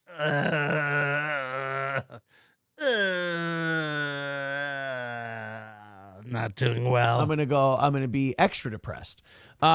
Johnny never looks up, never participates. He's just like, do your begging, man. Don't bring me into it. Streamlabs, PayPal, Venmo, Super Chats, Rumble. I'm about to be homeless, so fuck your begging. Rants. There's the links in the chat. Go ahead and chip in. Let's knock that 240. Johnny's literally like just tuned out. 5 down. Doesn't take much. Doesn't take much. Few of you get in there, start knocking it down. We're at that part of the show. I don't like that part of the show, but, get us past that part of the show, and things will go better. And then we'll go back into the chat, and we'll talk to you guys a little bit, hopefully. 225 away from today's goal. Look, I ain't going to argue. We need the money to get to today's goal. 225 is the number if you feel like chipping in. Hey, that 20 from Gray Duckling. Now everybody, that's the perfect time. How are we 225 away from today? It's fucking impossible. You fucking dicks making us work too hard. 220 away from today's goal. Every time we knock that goal down by another 5, I think, here we go. Here comes the rally, as it were. Aaron Imholt, the rally that never comes. Streamlabs, PayPal, Venmo, Super Chats, Rumble Rants, etc. 220 is our number. Now we got Kitten Cox gifting 5 memberships. This is a crazy way to make a living. All I know, this is a crazy way to make a living, boys and girls, is that we're 190 away, and all of a sudden now we got a shot again. Thank you very much. Streamlabs, PayPal, Venmo, Super Chats, and Rumble Rants. Did you see this video of the Chinese guy? 185 away in 5 minutes. If we do $80, we're back on track. Holy shit, look at this audience. They're beautiful. I said it earlier today. We'll get there somehow. Guys, rally up and get us just about there. 150 away from today. We got an hour left, $150. All right, guys, 150 away from today. Let's finish it up. All right, guys, Streamlabs, PayPal, Venmo, Super Chat. I love his retarded itching. All right, guys. You catch that? Hey, let's finish it up. All right, guys, Streamlabs, PayPal. Look at how he itches.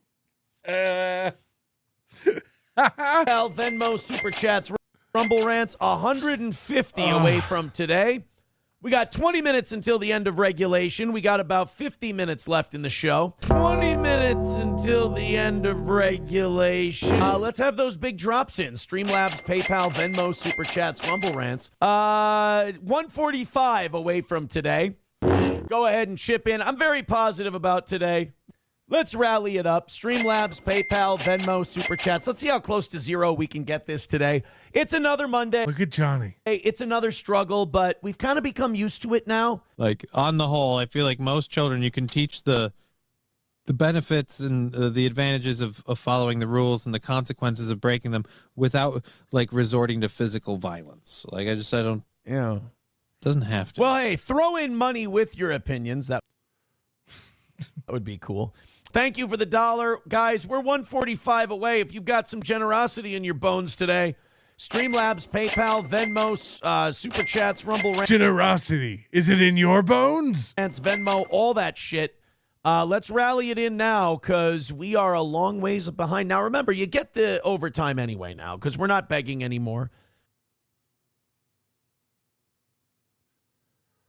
Holy shit. Holy shit. You get overtime anyway, remember, because we're not begging anymore. We're just going to ask you to chip into the show and get us. We don't beg. We just ask for money nonstop. It's what we need to stay on the air. And if we do, we do. I'm not going to say what you need to do with teenagers. I don't have teenagers. Yet. So I'm not sure. I'm so glad I'm only queuing up for one of those shit shows. You got 3 in the pipe.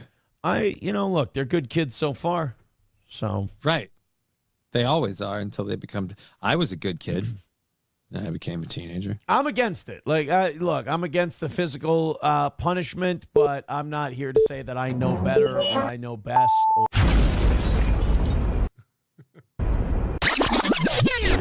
It's 10 o'clock, and we're 145 away. Streamlabs, PayPal, Venmo, Super Chats, Rumble Rants. It's looking like a hard road for Monday, man. This is going to be one of our worst Monday losses in a while, but sometimes you guys come up big at the last minute.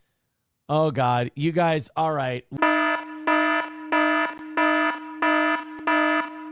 Look, people are going to say fake.